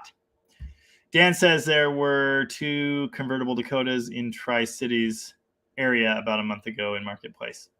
Yeah, I know you mean blue started in 72 for HP engine. But it was used earlier than that. For instance, the engine in our 70 Monaco wagon project, that is blue. Yeah, Tri-Cities area, Washington. There were 2 convertible Dakotas there for sale. Kelly Smith says, I just paint all engine parts gray because I get a good deal on the paint. If I disassemble it, I paint it. Nice. Robert Hills, can you do 105-minute content about orange air cleaners with blue engines? I think I probably could swear about that quite a bit. Oh, it's awful. So bad. All right, we're past that. We did that. Yes, DE 1631. That's the blue. Right? Right. Damn it. DE 1631 paint. Killing me. Chrysler Corporate Blue. That's it. Chrysler Blue. Turquoise, they call Chrysler green, and it's not green. That's what I was thinking of. Chrysler green engine paint. Just for fun, Google Chrysler green and then look at the cap. It's not green. It's not green at all. It's turquoise, but it's a very, very blue color to be called green. I just don't even understand it. Robert Hill says 86 to 89 cop and truck 318s were all black. I think they were all black even sooner than that. Rooster's been doing this for 48 years. I haven't. And I've barely done any HP engines. So there you go. I've painted some engines Hemi orange because it's the orange that says a Dodge word on it. Robert Hill's 84 Diplomat cop cars still had a blue 318. Okay, interesting. So maybe it's 86 they went black. I thought it was sooner than that. You know, the 318 I pulled out of my 80s Power Ram was actually still blue. So that makes sense. But my 88 Ram Charger, it was black. So yeah, okay. I guess it's 85 or 6, somewhere in there. That one was 85. It was still blue. 85, it was still blue. Neat. Ford gray, GM gray, Mopar gray. It's all the same to me. Oh, speaking of Triton Fords, I'm towing with one right now, and it's not good. Got it. Have I ever told you about the time I ordered the soup at Denny's? You have, actually. Were 400s corporate blue? Yes, they were. Everything was. Jaybird's Poly is painted metallic blue, just like the Chrysler Marine engines, not turquoise or red. Neat. Very cool. No wonder my dad's 69 Fury WSP Cruiser 440 with air was blue. I wondered about that. That's why. Air conditioning. I don't know about cop cars, but an HP engine would be orange. Would a police engine be orange, though? I don't know, but whatever it was in with air conditioning, it should have been blue. What did we learn on the show tonight, Craig? We learned to paint the engine any damn color you want. It's your engine. I painted a 340 gold once, and I got so much crap for that. I thought it was awesome. It's a late Commando, Golden Commando. It was beautiful, but everyone, and that includes my brother, and absolutely every person on the internet, reacted, and thought it was hilarious and stupid, and I was a moron. I just thought a blue engine would be cool, or a gold engine in my Barracuda would be cool. All Magnums were the right color. Black. Yeah, because it hides all the leaks. You can have your Magnum engine in any color you want, as long as it's black. HP 383 is the 335. 4-barrel 383 is 325. I thought there was a 330 as well. Roger, I'm almost done streaming. I have to go get my daughter. She's over at my brother Alex's. Hanging out with his wife.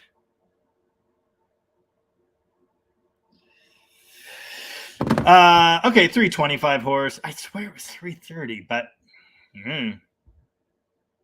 yeah, cam, carb, exhaust manifolds. Yep. Yes. The compression ratio also. The compression ratio between the 2-barrel 383, at least in the HP, there's a significant difference. I don't know about the 4-barrel not HP. I don't know. I feel like, yeah, I just don't know. I don't know, because there are 3 versions. There's an orange one, a not orange 4-barrel, and a 2-barrel 383. All made at the same time, I think. So, yeah. Moparts 52 doesn't give half a crap on what color the engine is as long as it runs good and can smoke tires. I proudly paint all of my performance builds Chrysler Industrial Red. That's what I like. I like the red. But now I have to get Chrysler Orange, not Hemi Orange, to repaint my 340. Good to know. Yeah. The other DDG paints all his blocks black. I'm doing kind of a resto to my truck, so I would like to know the factory 400 color. Yeah, it should be blue. Should be blue. Yeah, Donnie even uses Chevy distributors, so he is not one to ask. Guts and Glory 1 is late, but welcome. You made it. Awesome. That's a cool hollow body. I've got one like that. I think I've shown it before. I've played it a couple times. D150 says Plasticoat Chrysler blue number is 232. Roger. I wouldn't know. I never see their paint around. Dan in Alaska is looking forward to watching me put a turbo on a 6-cylinder car. I'm very much looking forward to it myself. Wondering when that might happen. If it goes well, I will be on the lookout for a 6-cylinder to try it on. I would not expect it to go well. I'll just, spoil the surprise now. It probably won't go well. It's probably going to be a bomb, but I'm just interested I want to try it. We'll see if it's cool and then how long it's cool for. Probably not long. But yeah, it's going to be an interesting experiment. Kelly Smith was unable to order one of my t-shirts there in Canada. Yes, unfortunately, my web store is still US only. And here's the thing. I've been getting almost no sales on the web store. It costs me more money than it makes me. So I want to move into international sales. I don't know how, and no one has been able to tell me how that works yet. So that's interesting. Sorry, I read ahead in the comments again. I don't know when international sales are going to happen. I just don't. No one's been able to tell me how to do that. Oh, Dan also said, thanks for the great videos this week. Thanks for watching, Dan. Appreciate that. I thought we had some good stuff going on. The viewers seem to agree. So Robert Hill says all big block manifolds are HP after 73, but that is, well, after 73, I guess, because the 73 big block factory 400 Charger definitely does not have HP manifold stock. They're stock manifolds. We're upgrading to a basic cheapo log manifolds, whatever you want to call them. We are upgrading to HP manifolds. So if you mean starting in 74, okay, that's interesting. 73 is not like that. So yeah, I don't, do with that information what you want, but we took base non-HP manifolds off of that car with the right date codes. Rich Jordan says, Eastwood claims to have Chrysler corporate blue engine paint and spray cans and the turquoise engine paint in a can from Port 15. Interesting. Yeah. I always use duplicolor. That's just what the stores all carry around here. It's not shipping cost. It's that the store literally does not support international sales. And there's some way I can make it do that. Then all kinds of other problems come in with pricing, international pricing, taxes, duties or whatever, conversion rate. Like there's a lot to it. So I don't know how any of it works. I don't know. I'm new. My sister says meds help the squirrel brain. I'm not planning on finding out. Robert Hill says all 66 to 72 B body manifolds and headers will fit 73 and up. Okay. Things are a little different. The steering's a little different, but I think you are right. I mean, the firewall is different. The K-frame is different. The engine mounts are different. The inner fenders are different. Everything is different, but I do think you're right in that. I'm pretty sure they're interchangeable. But they were not the same factory. They were different parts. Why were they different parts? I don't know. Seemed like a good idea at the time, I guess. Chrysler thought they should change it. They thought the flange positions weren't ideal. Don't know. But I think you are right. I think B-body is B-body. Basically, in all the ways that matter. David Bisnet says, it is SS1 on the fender tag. Just checked. Awesome. Thanks. School some dummies like me on fender tags in a video, please. We're going to need Rocket Tom to do that. Because I'm not really a fender tag option code guy. I'm not that guy. I'm not a numbers guy. Oh, Robert Hill says the 330 HP is the one I'm thinking of is 70 and up. So 325 must be earlier years. Gotcha. And that is the one Tom and I have been talking about all these different horsepower ratings and factory big block things and what colors they should be and what years or whatever. And so I know that it's 330 horse, 335, but that's 70. Got it. So before that is 325. Okay, that makes sense. See, I'm getting schooled too. I don't know everything. I know some stuff. Rooster says painted rods, I've seen them in full sets. No, the factory dipped like 1 or 2 rods here or there. It's completely random. I've seen it in multiple engines. Dan's seen it in multiple engines. They dipped 1 or 2 rods, and we think it was to even the weight out. Like that, they're production parts, so they suck. This one is light, so they added copper coating to it for weight. Apparently, they dipped them and then machined them. So I don't know. Again, it's something I've seen. It'll be 1 rod here, 2 rods here. It's totally random. It's not full sets. It's a factory thing. Just Me is here and says, what kind of gains would you expect on that Turbo Slant 6? As much as you want. As much as you want. How fast you want to go. What did the stock 225 make? 37 horsepower, I believe it is. I don't think doubling the factory 105 or whatever rating of a 70s engine is impossible. I don't think 300 is impossible with enough boost. We're going to max out the cylinder head pretty fast, even with it ported with, the book thrown at it. The slant head just sucks. So I don't know. I don't know where the ceiling is. I'm planning to use a lighter weight cast crank. Don't know where the ceiling is on that either. There are people out here who have done this and who have the numbers to prove it. So I'm not that guy. The kind of gains I expect is it better burn rubber, it better be fun, and I better get to drive it a little bit before it explodes in a glorious ball of flames. I don't know what the number is going to be. The number is not what matters to me. I'm not planning on making like double-digit boost. I'm planning to make 5 to 7 pounds. That's my hope. It's probably going to be a lot of turbo lag and then a really narrow power band where it gets fun and then the party's over, but it will sound cool. Bell James says you could do a hop-up video on the 300 for 29K, which might be 20K, typoed. Keep your brother handy to run and grab stuff. That would be a good one. I don't have a cam handy. Oh, I do. Not the kind of cam I want to put in that.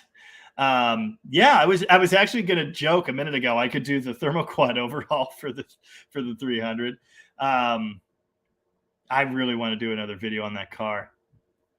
I'd have to buy all the parts. I'm not really in a position to do that.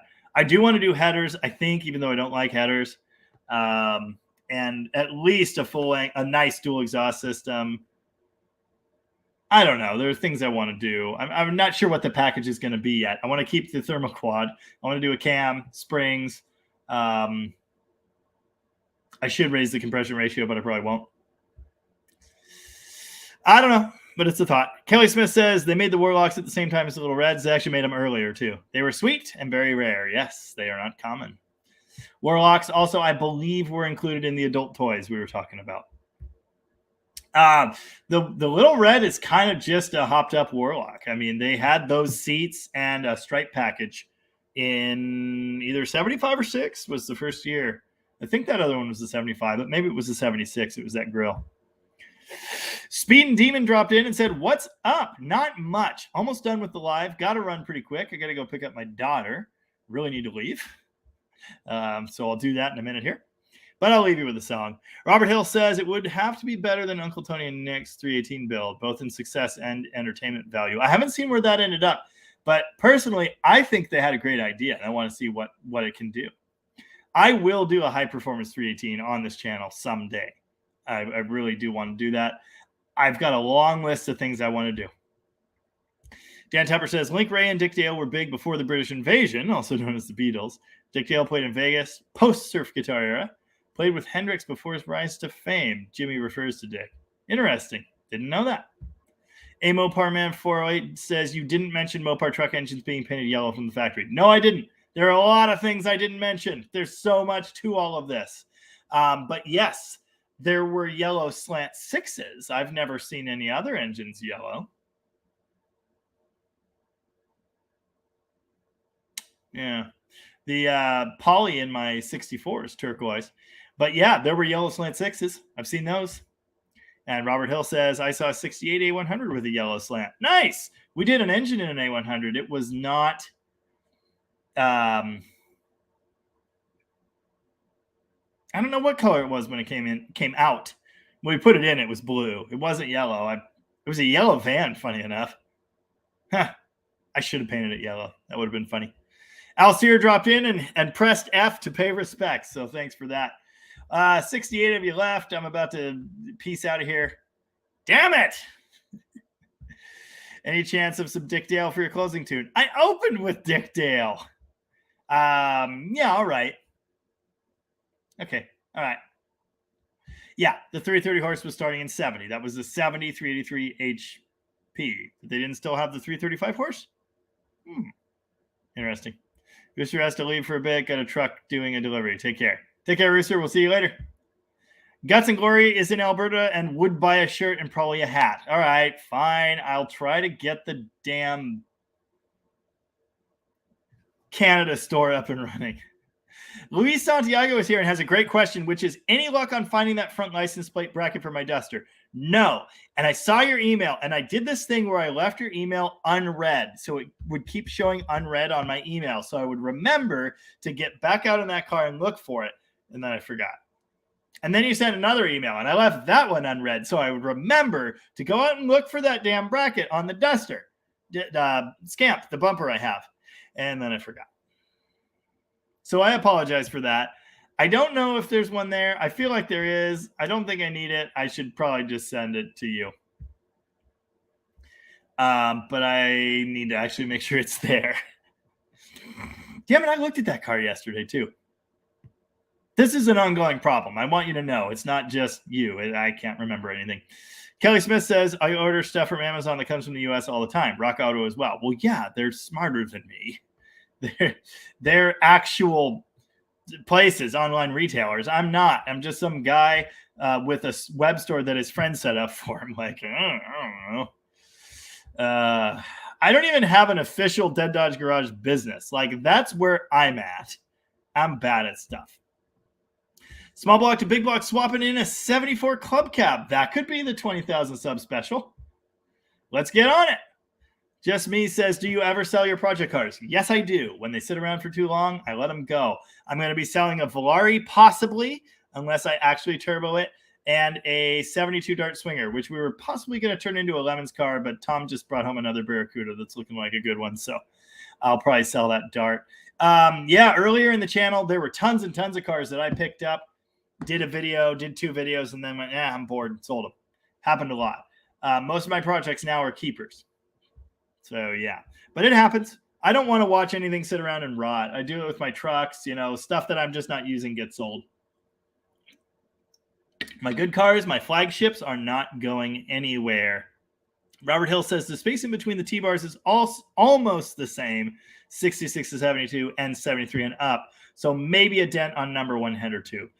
Yeah, the bars are longer. They go into that isolated frame.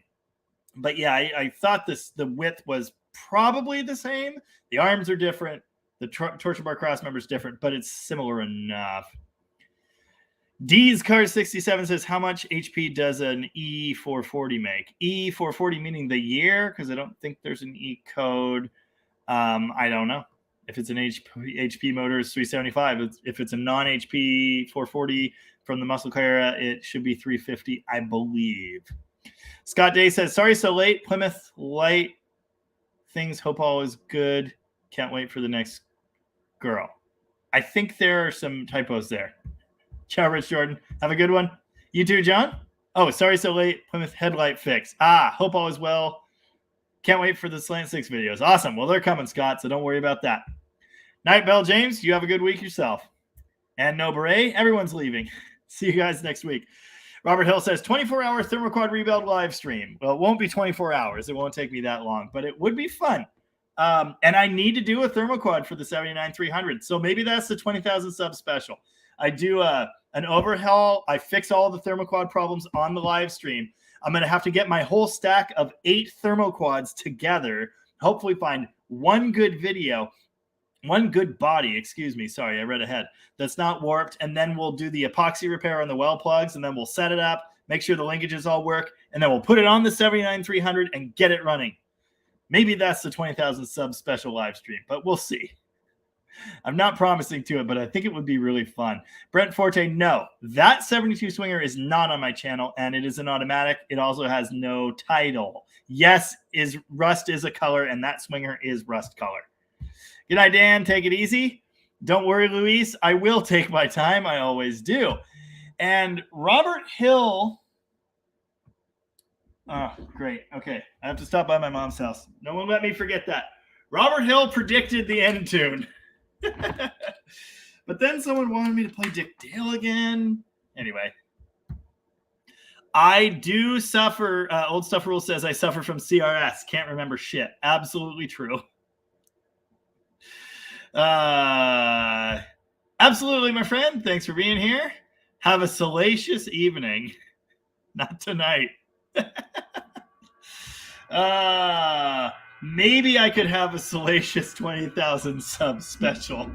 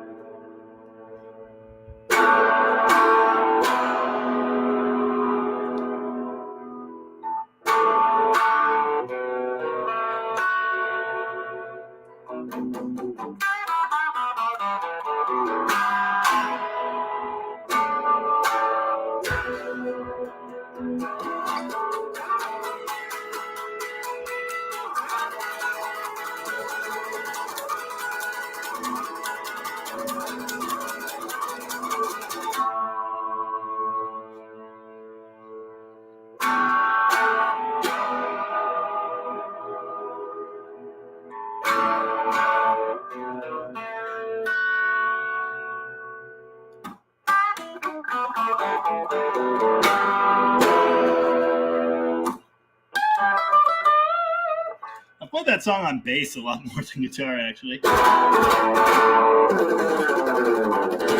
don't have my surf delay.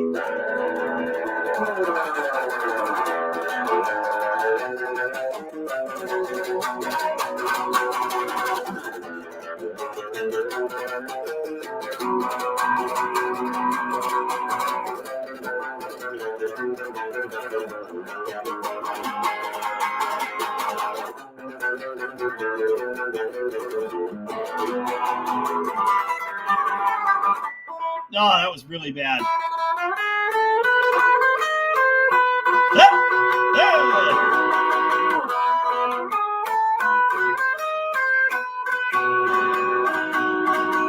Sometimes I do guitar requests live. Sometimes.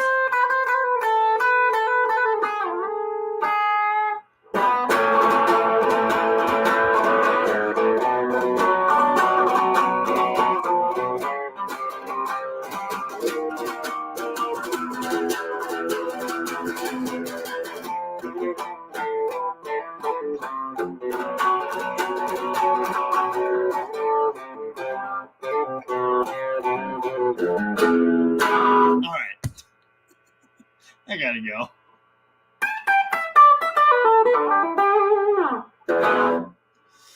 I think we all learned a valuable lesson about all the different Chrysler engine paint colors. Not what I thought we'd be talking about, but hey, it is what it is. All right, folks. Thanks for being here.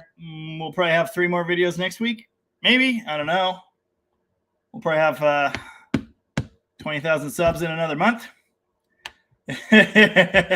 None of us are high enough for how Pulp Fiction had just got in here. Both of those songs are in the Pulp Fiction soundtrack. Good stuff. I'll see you in the comments, and I'll see you next week. Have a great Monday, everybody. Take it easy, and if it's that easy, well, take it twice. Bye-bye. Oh, wrong button.